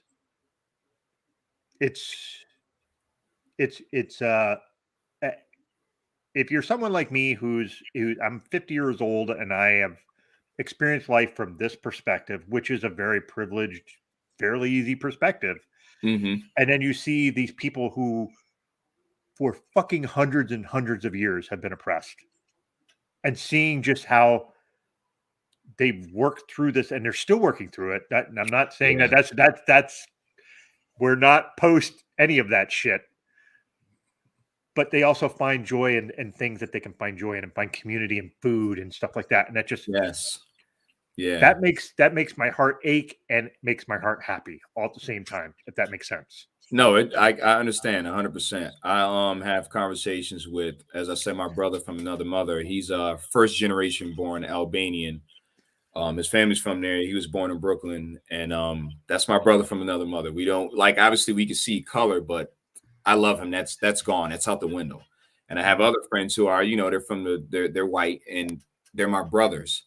We have these conversations, and they listen to my view and my perspective. And the reason why I can relate to them is because, yes, they know I'm Black, but they see me as a human being. And that's that common denominator there where you have empathy to say, I don't understand your pain. I may not know what you're going through, but I got love for you, because if I was in your shoes, I might feel the same way. So when I meet people like that, I can see your physical appearance, but that goes out the window if you treat me with respect and love. So I have a very diverse group of friends, and I try to be that way always. And it's tough sometimes because, like you said, we're still living in a system that's set up for us to lose. Like when we talking about earlier, I was talking to a very good friend of mine, Black man. We're talking about reparations conversation, and be honest, why would a white man want to give you reparations? They brought you over here to gain generational wealth off of our labor. Why would they want to give you any money from that? But then it's a slap in the face, because you might see someone come over from Afghanistan or Mexico, and they'll say, you know what, this happened to you, we're gonna give you money, or someone from Japan, we're gonna give you money because the things that we've put you through. But when it comes to us, it's like, now we're not even putting that on the table. So it hurts a lot of times when you talk about that and you had these conversations, but they need to be talked about. It needs to be a dialogue because it's real, whether people want to hear it or not. It's real. And that series kind of touches on that because we're still able to keep in touch with our heritage. And this is how I know certain things based upon things I learned from my grandmother and grandfather who were passing things down. I know how to cook certain foods, etc., which they stem from Africa, which I didn't understand at the time, but I do now as an adult, like gumbo. You're talking okra and all that stuff, and even the seafood aspect, that stuff descends from Africa originally. So I get all of it. I get all of it, man. And that's a very deep series, and it hits you differently, especially when you get to the Hercules aspect. So keep watching. Keep watching. Right. I will. I just only got one episode in, and I go pick my kids up, and then after that it's a whirlwind because dinner and all that stuff. But my wife and I will definitely be finishing that stuff. And it's funny because I said I will be watching this after I watch Great British Baking Show. Here's the super white colonizer fucking baking show, and then I'm going to go to something that is like deeply touching and deeply. Again, I know it hits you guys different. I do, and while I can have empathy for it, I can never fully understand that. Like, it's not that I don't want to, it's just that I can't live your experience. Mm-hmm. That shit brings out all the feels, though, man. I remember binging that and feeling like everything, feeling exhausted, feeling angry, feeling like crying that these people, like, we're still here. People went through this. Empathy for the people who went through it. I mean, everything. I'm almost, on some level, I felt lucky that I wasn't on a boat, literally. All the different kind. Again, you feel all the feels, and if you don't, you're either not human or you're racist. I'm sorry. That's where I'm at, because you can't watch that and not feel the spectrum of feels. You just can't. So, Doug, Mhm. when you're done, I'm telling you, you're gonna be back. Yup, I feel you, man. Like I was all over the place. Like I literally felt like an emotional fucking mess after binging that. Like I did it one whole day, Doug, and I just Yeah, felt like same a here. damn mess. Like I didn't know what to fucking feel, how to feel it, why I was feeling half the shit I was feeling.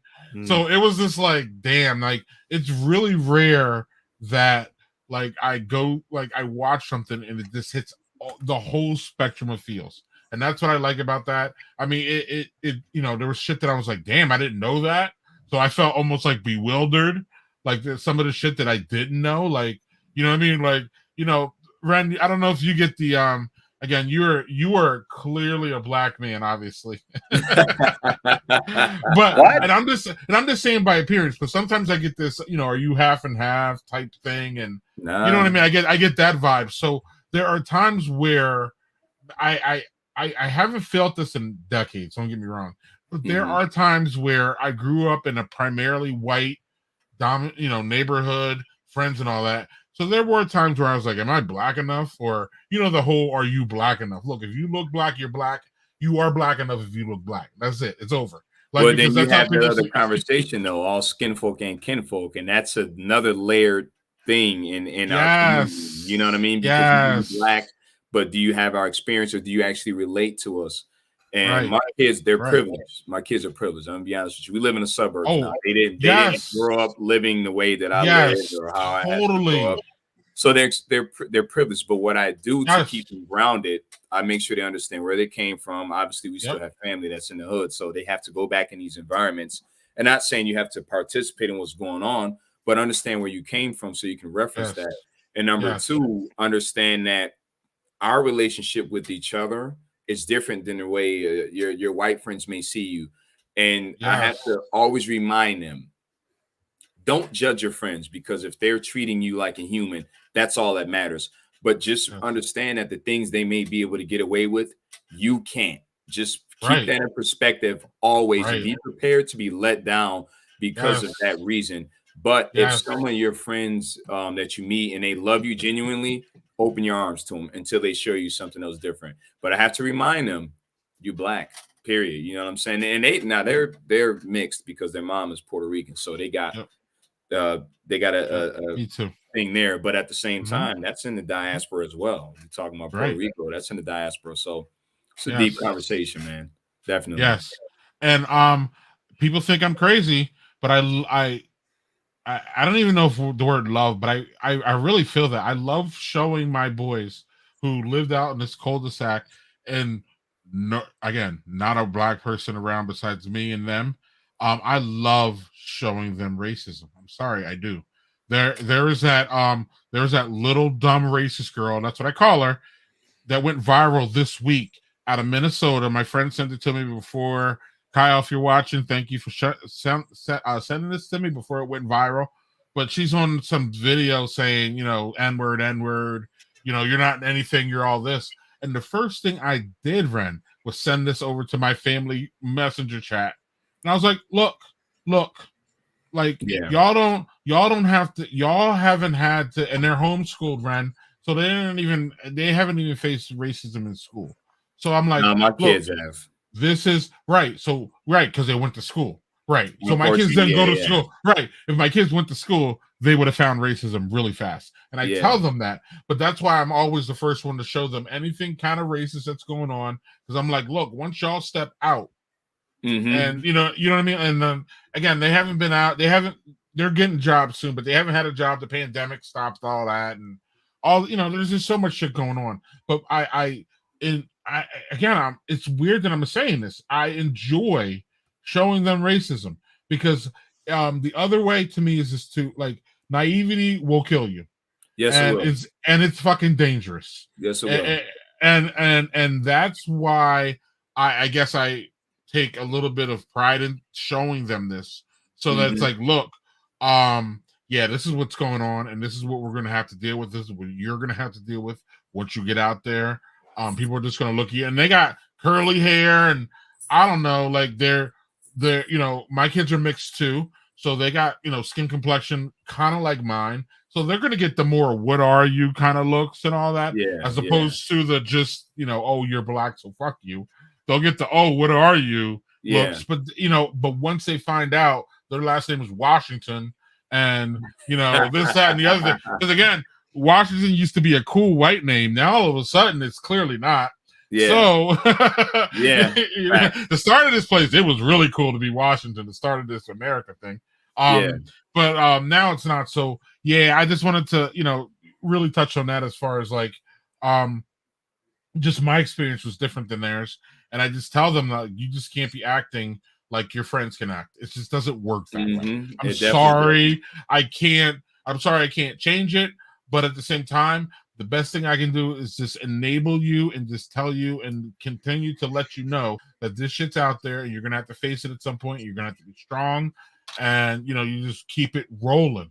Like and you are who sad you part are. about that is the fact that you have kids that are racist. You talking about, let's say 10, 9, 8-year-olds that are racist, right?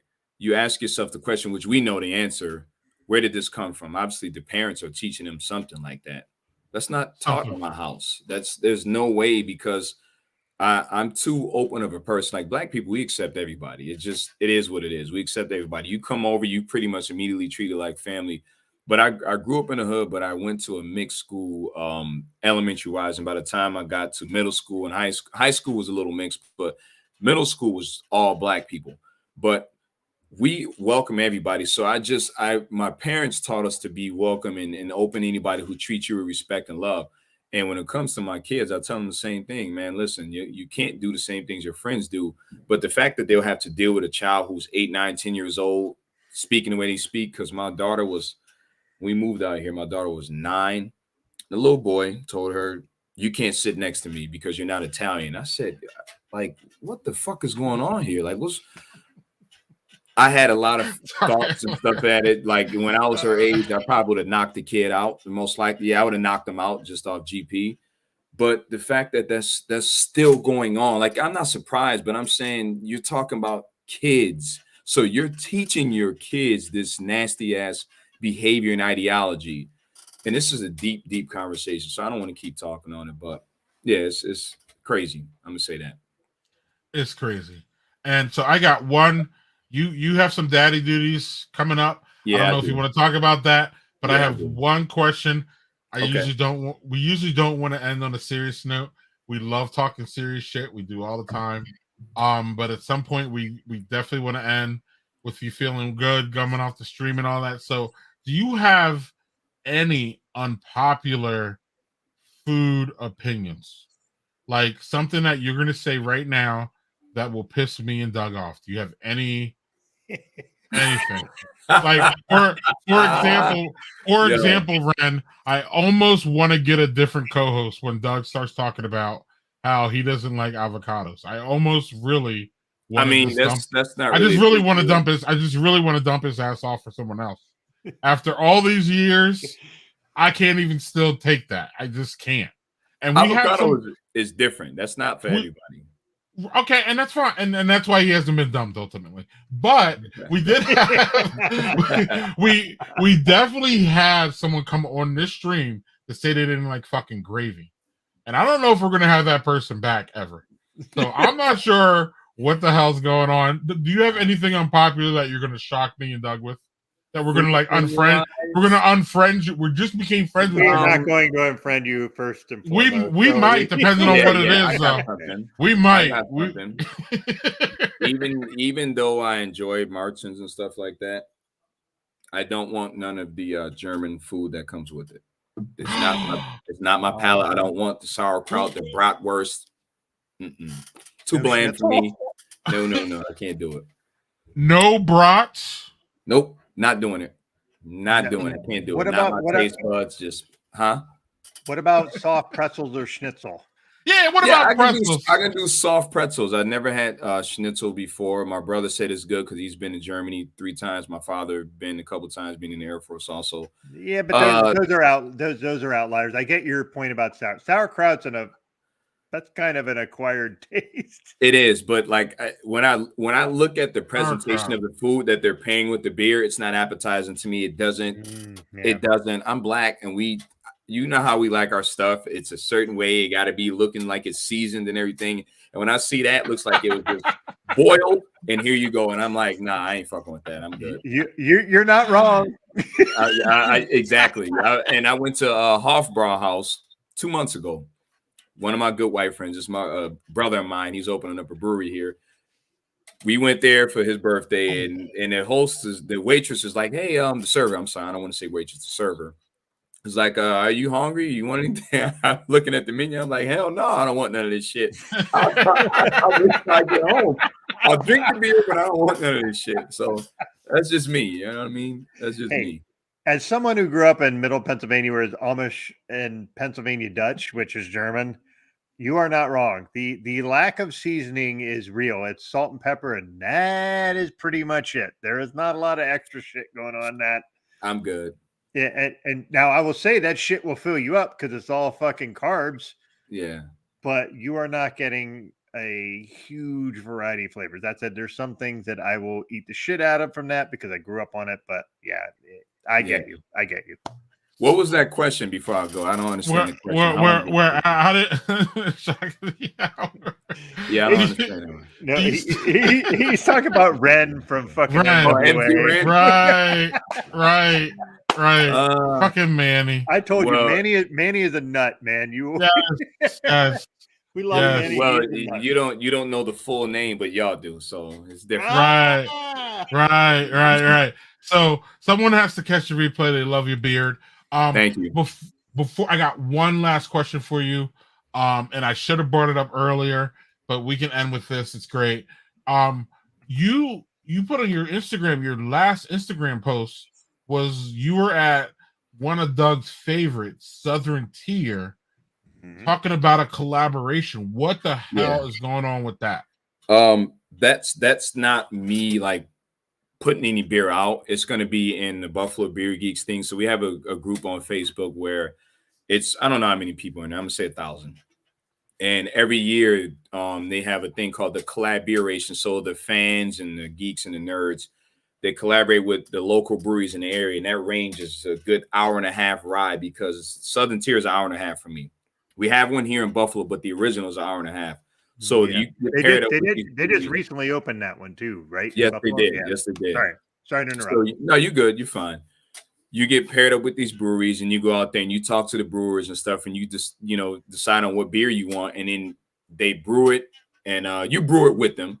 They bring it to this fest, which is in February, and everybody tastes the beers. You got to buy tickets, etc. You taste the beers and stuff, and you decide on who's the champion. And most of the time, they put these things in production based upon what the vote is. And the first year, Mortalis won, but Mortalis cheated. Obviously, Mortalis is Mortalis, so they won that one. I can't remember who won the second year because I didn't go, but this is the third year, and I'm pretty sure if you love beer, ours is going to win. And I'm just going to be quiet on that because we already know exactly what we're brewing. But yeah, we went there yesterday. Okay. And it was dope. It was a great experience, man. They showed us a good time, hospitality-wise. The food was great. The beer was great. And I'll be honest with you, I used to drink Southern Tier. Anything that had like an 8% on there, it would make me feel like I had a hangover, which I think that might have been the sugars and stuff on there. Yeah. So I don't know. So whatever they did now, I don't know. I enjoyed everything. Maybe because it was coming off the line, it was on draft, but I loved it. And like I said, I had a good time. So look forward to seeing that. And if you see something new in production, and I tell you that that's part of what we did, then I'll be taking some credit for that, especially the name. So yeah. Okay. So is this a festival people can go to try, or is it just a private closed event kind of thing? It's a private closed event, but I will say if you're in the area and you're going to be here at that time, I would recommend to get over here. Is Binghamton's area in the area? No. Is that because no? God, the furthest we're going in Southern Tier is getting included. I don't understand. No. What if I fudge my address? I can do that. Hey, listen, I go to Binghamton often because my wife's from New York City originally, and we meet my sister-in-law there. That's the halfway point. So we'll drop my kids off in Binghamton, the Sonic on what's that main road there? There's a Lowe's. I know what you mean. It's Upper Front Street. That's it. That's the one. We meet there, drop the kids off with my sister-in-law. She drives back to New York, and we drive, New York City. We drive back to Buffalo. So I've been there too many times to count. And that's it. Next time you come down, please let me know, because I will take you to the North Brewery and you will experience some awesome stouts. I'm there at 7 a.m. Well, you can stay at our house for a bit. I like that. I'm gonna have to take you up on that offer. The problem is my wife here, so she may be like, "No, we going home." But I like that. But if you're around and you're around at a time, I would love to. There's a few breweries that we don't have a lot where we are, and but Greg has been with me to the North Brewery. They make fucking awesome stouts. Mm-hmm. Their other stuff is. It's something that they're growing into. They're not. Really, they're starting to do more IPAs and they do some sours, but their stouts, they're well known for those, and they make some off the wall shit. So okay, and that place with that wonderful wheat wine is fantastic too.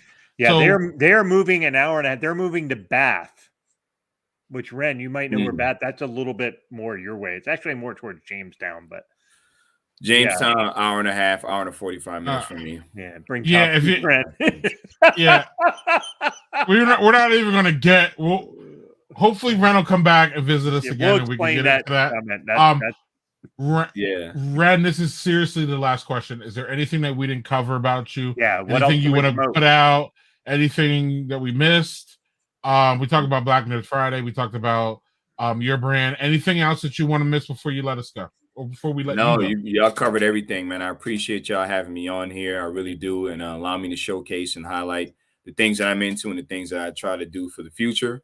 Definitely highlighting and uplifting each other. You got the message, so that's why you did what you did. I appreciate that definitely, and make sure y'all follow us on Black Nerd Fridays on YouTube, too, man. on IG. Make sure you follow me on IG at Blackbeard Nerd. You see that spelling down there. And I would love to come back. Definitely anytime, Jonathan. I appreciate that, man. Definitely. I appreciate y'all again for having me on here. And I'm probably going to get cursed out when I go upstairs. So I got to get mentally ready. Have another beer. That might soften the blow a little bit. But, and Ren's going to go watch the new Home Alone, y'all. Yes, my kids. If they still want to watch it, they might be like, "F you, I'm playing Fortnite and I'm playing Demon Slayer and whatever else they decide to play." So we need to talk about Demon Slayer game at some point, but that's another time. Yes, we can do that. We can do that. They sound like my damn kids, right? Mm-hmm. right. All right, Ren. Thank you for everything, man. I'll be talking to you on the side. No doubt. Nice to meet you virtually. And all that, man. Have a good time. Thank you. Peace, man. Peace. Yeah, have a good weekend, man. Peace. Cheers. Doug, another fantastic guest. Man, that went all kinds of directions. I love it. I do. Yeah, we got to the actually, why we didn't have time for this crazy lady, so we're gonna have time for it now. Do it now.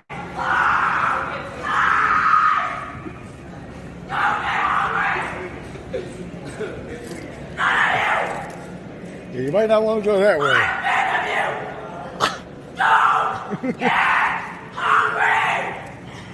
Don't get hungry. She tripping. Damn, she throwing shit. She is tripping up in here. She is tripping. You want to go to jail for a long time? Just fucking get hungry. I dare you! No, don't. No.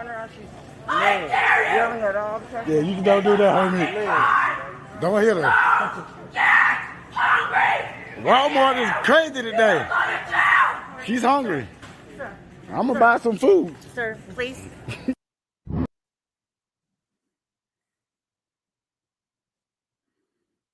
Anyway, Doug.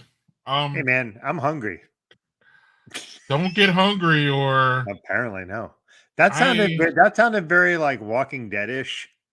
What, the screaming like she was a zombie or something? Yeah, just Hey, Oh, wow. Here's the thing. That woman needs some help. Like, You- I don't know what help she needs, but she needs some help. I don't. I want to side with you, but some of these people are just. I don't know if they need help. They're just not even crazy. They're just looking for attention. Do you believe that? That could be. That could be. It's just her yelling at people and telling people not to get hungry. Oh.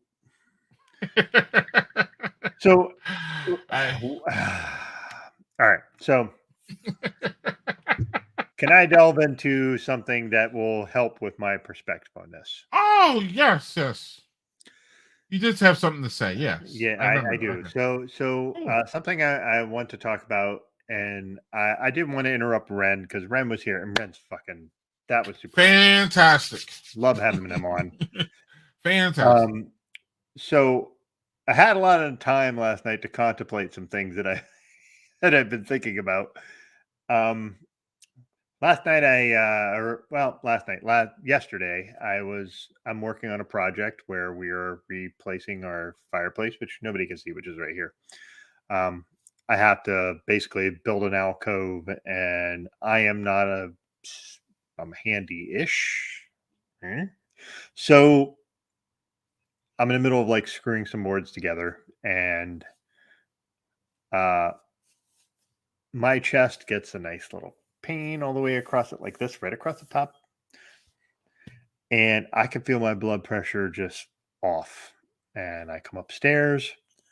I'm on my high blood pressure medication because I have high blood pressure, obviously. And I sit and I take my blood pressure, and it's 210 over 125. It is way higher than it should ever be. I thought maybe I just did that wrong. Maybe I had my arm wrong. Maybe I didn't have the cuff arm right. I readjust. I do it. About the same. I said, all right. It just spiked for some dumb reason. I sit for like 10, 15 minutes. I do it again. 196 over 120. That is enormously high. You shouldn't be that high, even if you are exercising, which I wasn't. I was screwing boards together. I was not doing anything that should warrant that sort of response. I ended up telling my wife, going to the ER. And we're in the ER, and I'm there for 8 hours, 3 different blood tests, EKG, all of it. Turns They out let you and Joe go? Joe was there? no, She I was just there by dropped you. myself. Okay, She Joe had to drop dropped me. you. She could Right, not, okay. and honestly, that was Okay. terrible for her because she could not sit with me and make sure I was Sure. okay. Yeah. So I she had got to go dropped home. too. I got dropped too, but go on. Yep. Yeah. So I'm going through all this stuff. Jill's at home just trying not to think about the worst possible things that could happen because my heart seems like it's going to burst out of my freaking chest. So we get through all the blood work is fine. It turns out it's my meds aren't working. Right. I come home, I get home at 12:30. Unfortunately, I had already scheduled Friday off, so I had off, but even so, even if I wouldn't have, I would have taken a day off because I needed time to kind of sleep and recuperate. I got new meds today, which is great.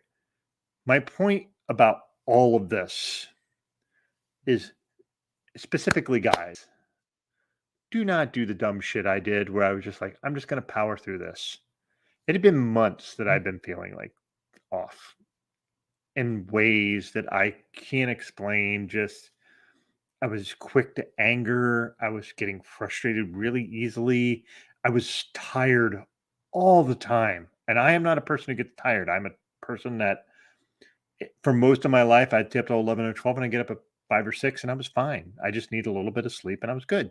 Now, granted, I'm 50 and whatever, but it shouldn't degrade that much that like I am tired the entire day and I'm ready to go to bed at like 8:30, 9 o'clock. So I just want to say that specifically, guys, if something is wrong, something feels off mentally, physically, fucking go get help. Just figure out where is the best place to go for you to get help. Enlist people to help you. Whatever. You get one physical round through this fucking go. One. Get your shit together and just go get looked at if you have to. Go get tests. Go talk to your doctor. Talk to your psychiatrist, your psychologist, whatever you have. If you're having trouble, do not go it alone. Don't.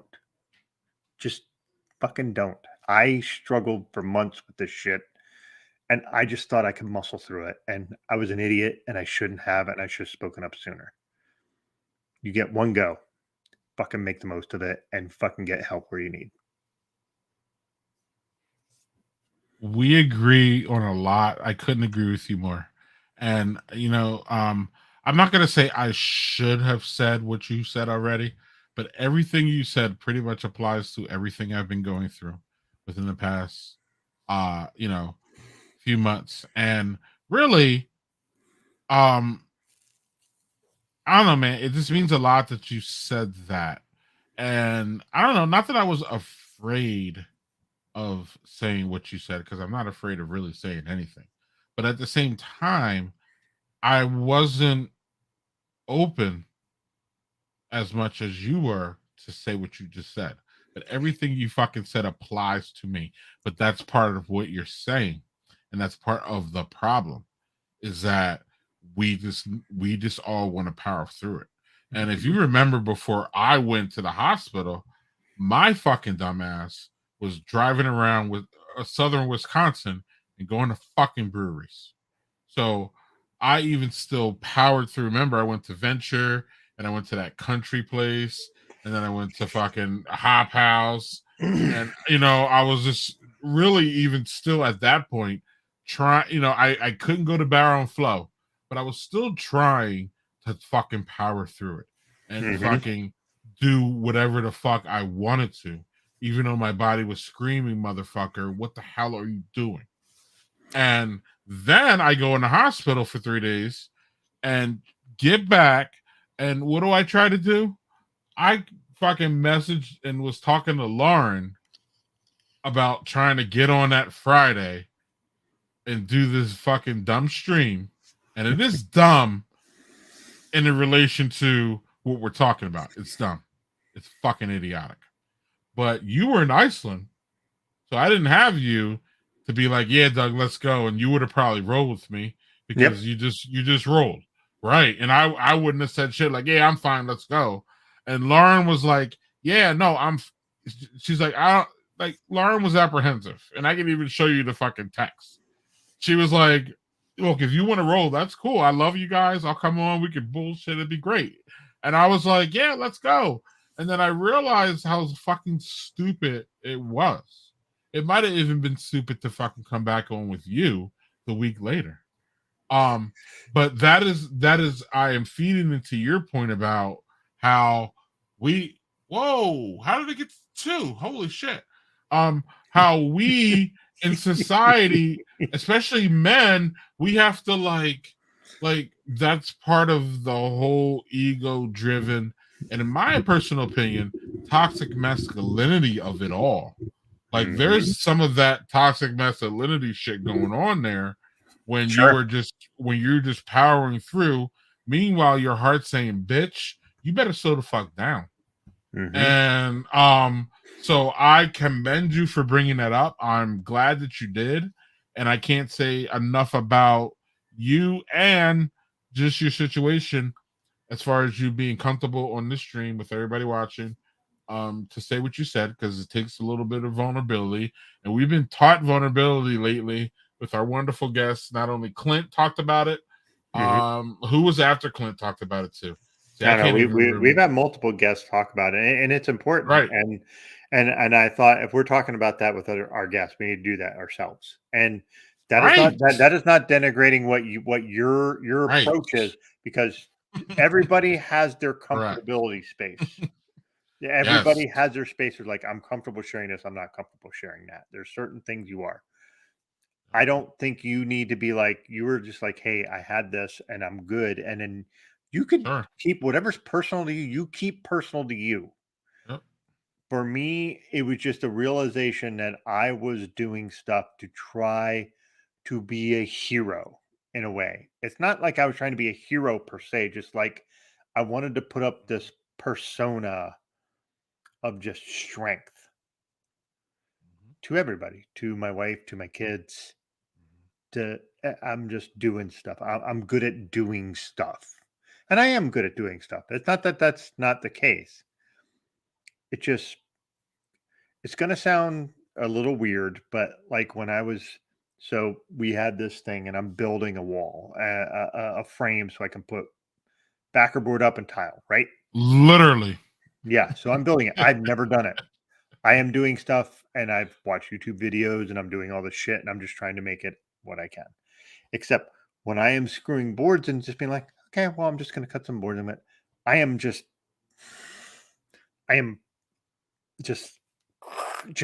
focused to a point that is unhealthy for me. Other people that may work really well for. So today I was finished building my frames for the last part of the wall, and I realized I made them too long, and I laughed. 2 days ago, I'd have been furious with myself for not measuring that right. Like, just I measured them too long, so it's just a matter of cutting them. It's okay. And the point is, it just made me realize of when you're sitting, and here's the thing, I'm sitting in a hallway in a bed because I'm in a hospital filled with COVID people. Not where I am. The COVID ward's elsewhere, but all those beds are fucking filled. So I'm sitting in a radiology lab hallway on a bed because that's where they have people. And the humanity of it is interesting because I'm sitting there and I'm told the nurse, I'm at 6% on my phone. I didn't bring a charger. I'm trying to conserve because I need to let my wife know she can pick me up. And this woman who doesn't know me from fucking Adam next to me is like, I have a charging bank. Do you want to try that? And this woman was screaming earlier because she was in so much pain from something internal that the doctors weren't sure what the problem was. I heard the doctors talking, and you don't want to eavesdrop, but you can't help it because literally I'm sitting right next to her. And she just like, here, I have this, try it. I have all the attachments, and she gives it to me, and it doesn't work on my phone. And I said, listen, it's not working. I really appreciate it. Thank you. But that's people in their worst moment being able to try to help each other. And as we had Jackie Summers talk about, if we are not helping each other, what the fuck are we doing? It was Jackie Summers talking about vulnerability, by the way, but go on. Yeah. But I'm saying that's like, vulnerability isn't just me sharing my feelings with someone. Vulnerability is opening up and understanding you can't handle everything. I like to think I can handle a lot of shit, and I can. I can't handle everything. I can't handle a physical issue with myself. I can't be like, I can fucking muscle through this fucking shit where my fucking chest hurts because I'm walking up steps in the middle of fucking stuff. And that was a problem. And I didn't want to acknowledge it because it felt weak. And I'm not an alpha male guy. I am not that. I grew up thinking like, if you're a guy and you're a dad and you're a husband, your job is to do the hard work. No, the hard work is for everybody. My wife can handle hard work. I can handle the hard work, but we should be doing that shit together. Let's do that shit together. If you need fucking help, guys, go get fucking help. And yeah, I actually remember I did say that I'm not cranking like I normally crank, and I don't really give a shit. I did really talk about that a little bit during the thing, and it sounds like that's where you've come to, where like, look, I don't need to crank. My value isn't that. My value isn't tied to how much I crank out shit. My value is bigger than that. And my longevity is worth more than that. Yep. And it's really, if things become slower or things happen slower, that's what it's all about. I live with a very, let me choose my words right, high-strung, motivated individual. She got her booster shot yesterday. So today she's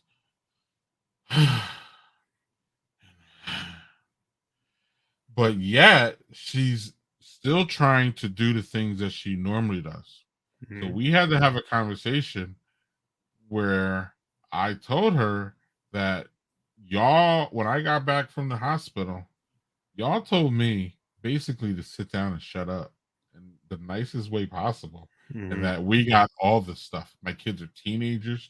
They know how to cook, clean. If me and the lady went away for 7 days, they could have this house running probably better than if we're here infringing on their bullshit. Really, they do. They got it down, Doug.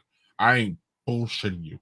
And they're not the normal teenagers in this aspect. I mean, they're teenagers and they got their problems, but these bitches roll.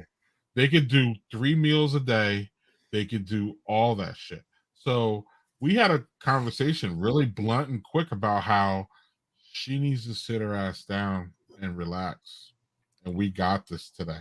Now, tomorrow, we even said we laughed because we said at midnight, we know that she knows that midnight's the next day, so she might be starting to cry at midnight. But she really had to be told that, like, we got this, and you almost have permission to just sit on your fucking ass and get through your booster shot because that's what has to happen.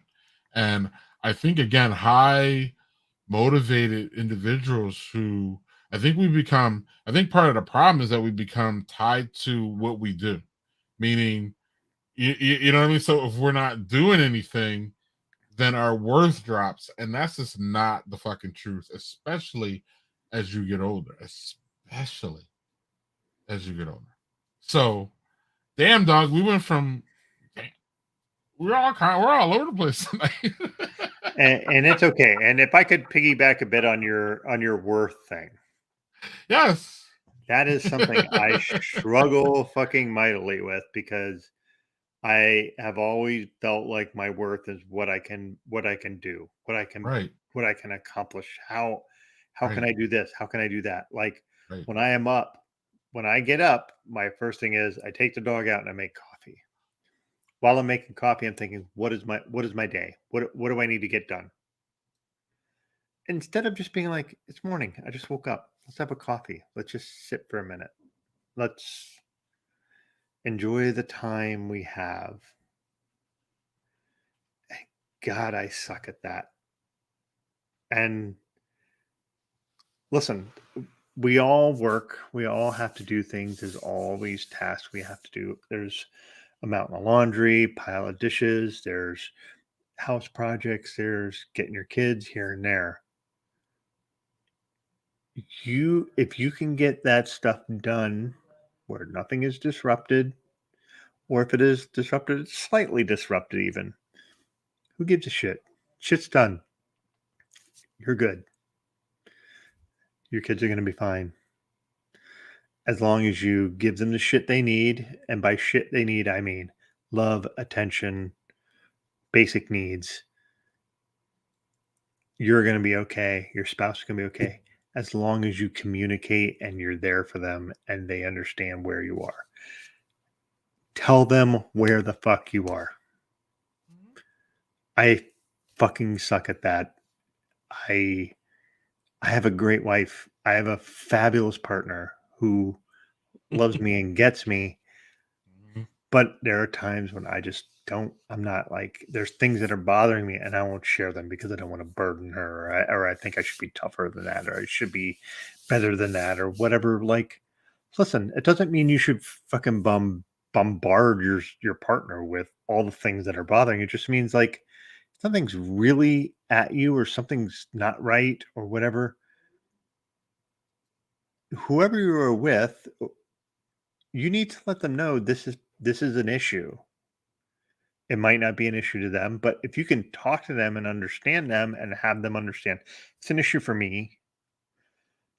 And then conversely, when they say this is an issue for me, you need to listen to. All right. I'm not a relationship expert. I'm just saying sitting in a hospital for 8 hours where you're wondering if your fucking heart's going to burst out of your fucking chest gives you a little perspective. It gives you a lot of perspective. I can say that. Sorry for the soliloquy. Amen. Folks. Amen, Doug. It's been great, man. No, we've been in the same place recently, so man, Mhm. I can just only echo what you say. But at some point, we should get off the stream, bro.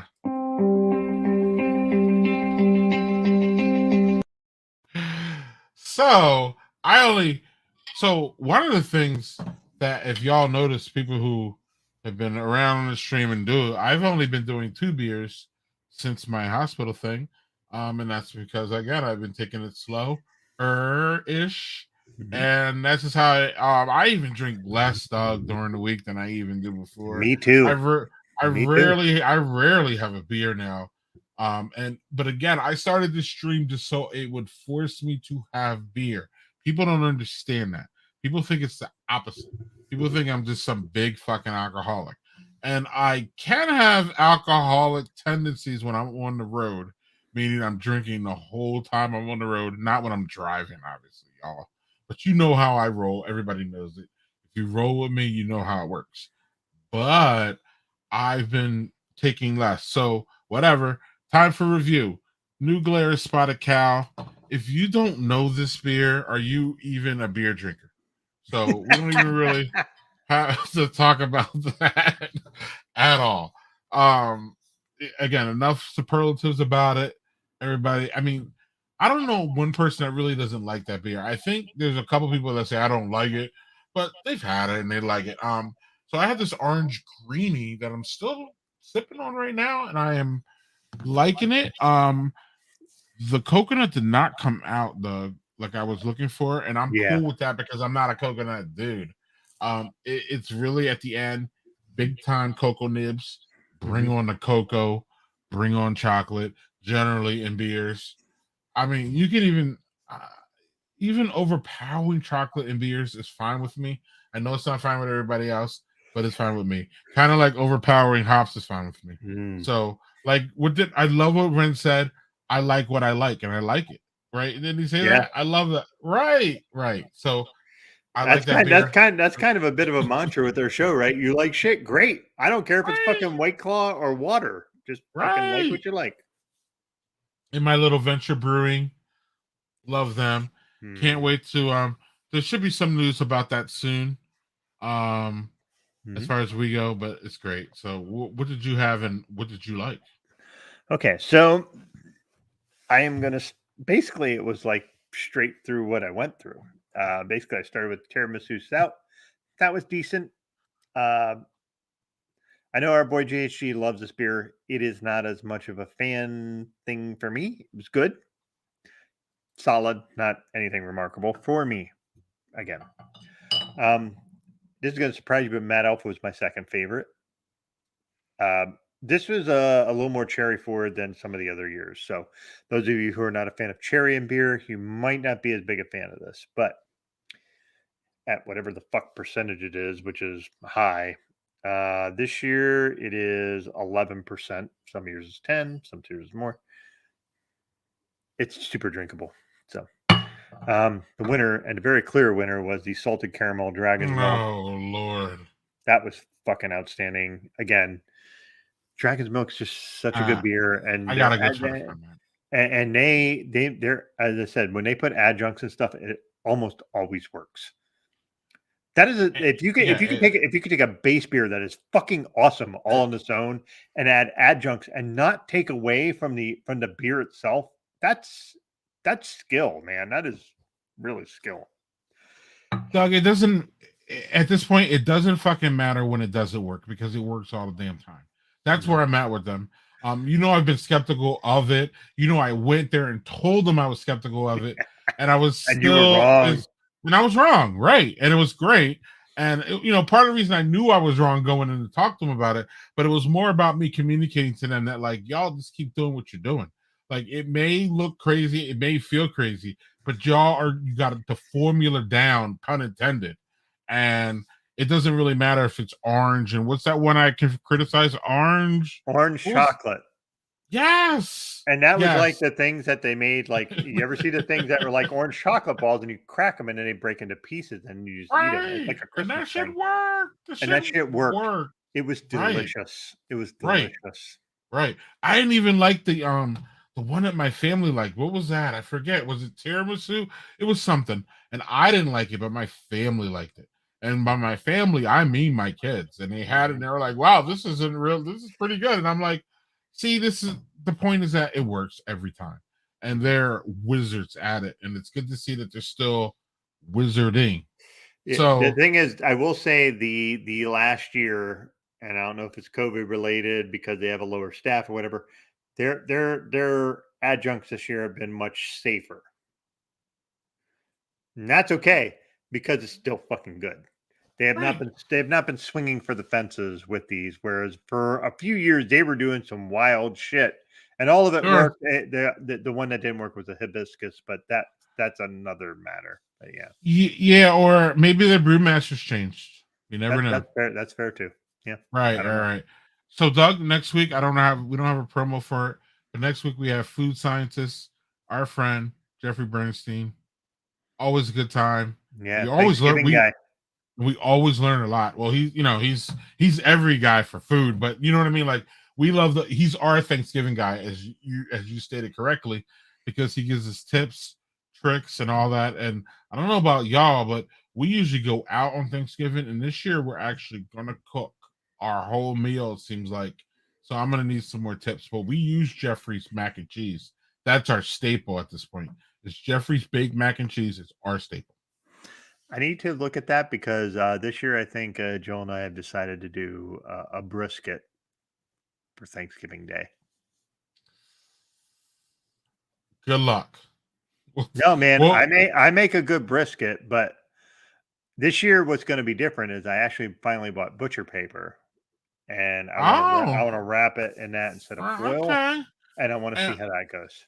And I say good luck because we tried it here. The youngest tried it here, and it was really bad, actually.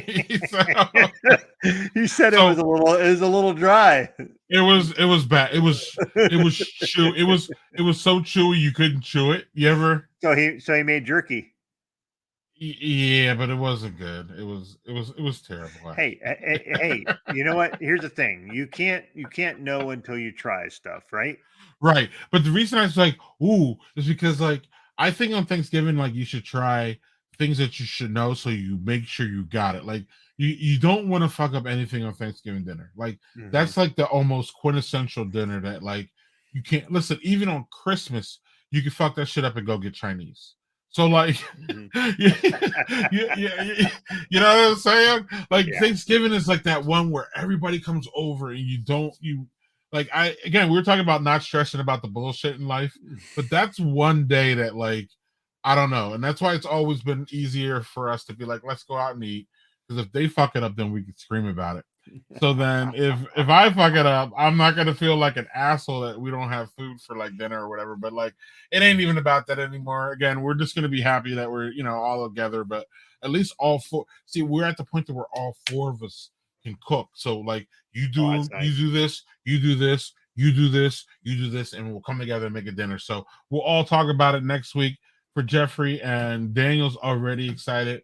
I am too. So Doug, we'll see everybody next week, y'all. Man, we were trying to keep it short because Ren but Ren was fucking great. And you know what? Honestly, he brought some shit. I mean, this is I said I think on the Daddy Porter page, this is why I love this show. We can go to silly to serious to silly. It's just that's the thing I love about this show. Right. And we got to get more out of him because like, I don't know, his food take wasn't that harsh. There's got to be worse than there. So anyway, when we bring him back, whenever that is, or when he wants to come back. Yeah.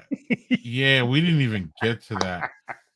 Well, somebody, I think it was JG mentioned that, and we he's JG, like, "What the fuck are you talking about top sheets for?" So yeah, right. We couldn't even we had to let you go because that would have been another 25 minutes. But Doug, love you. See you next week. Love you too.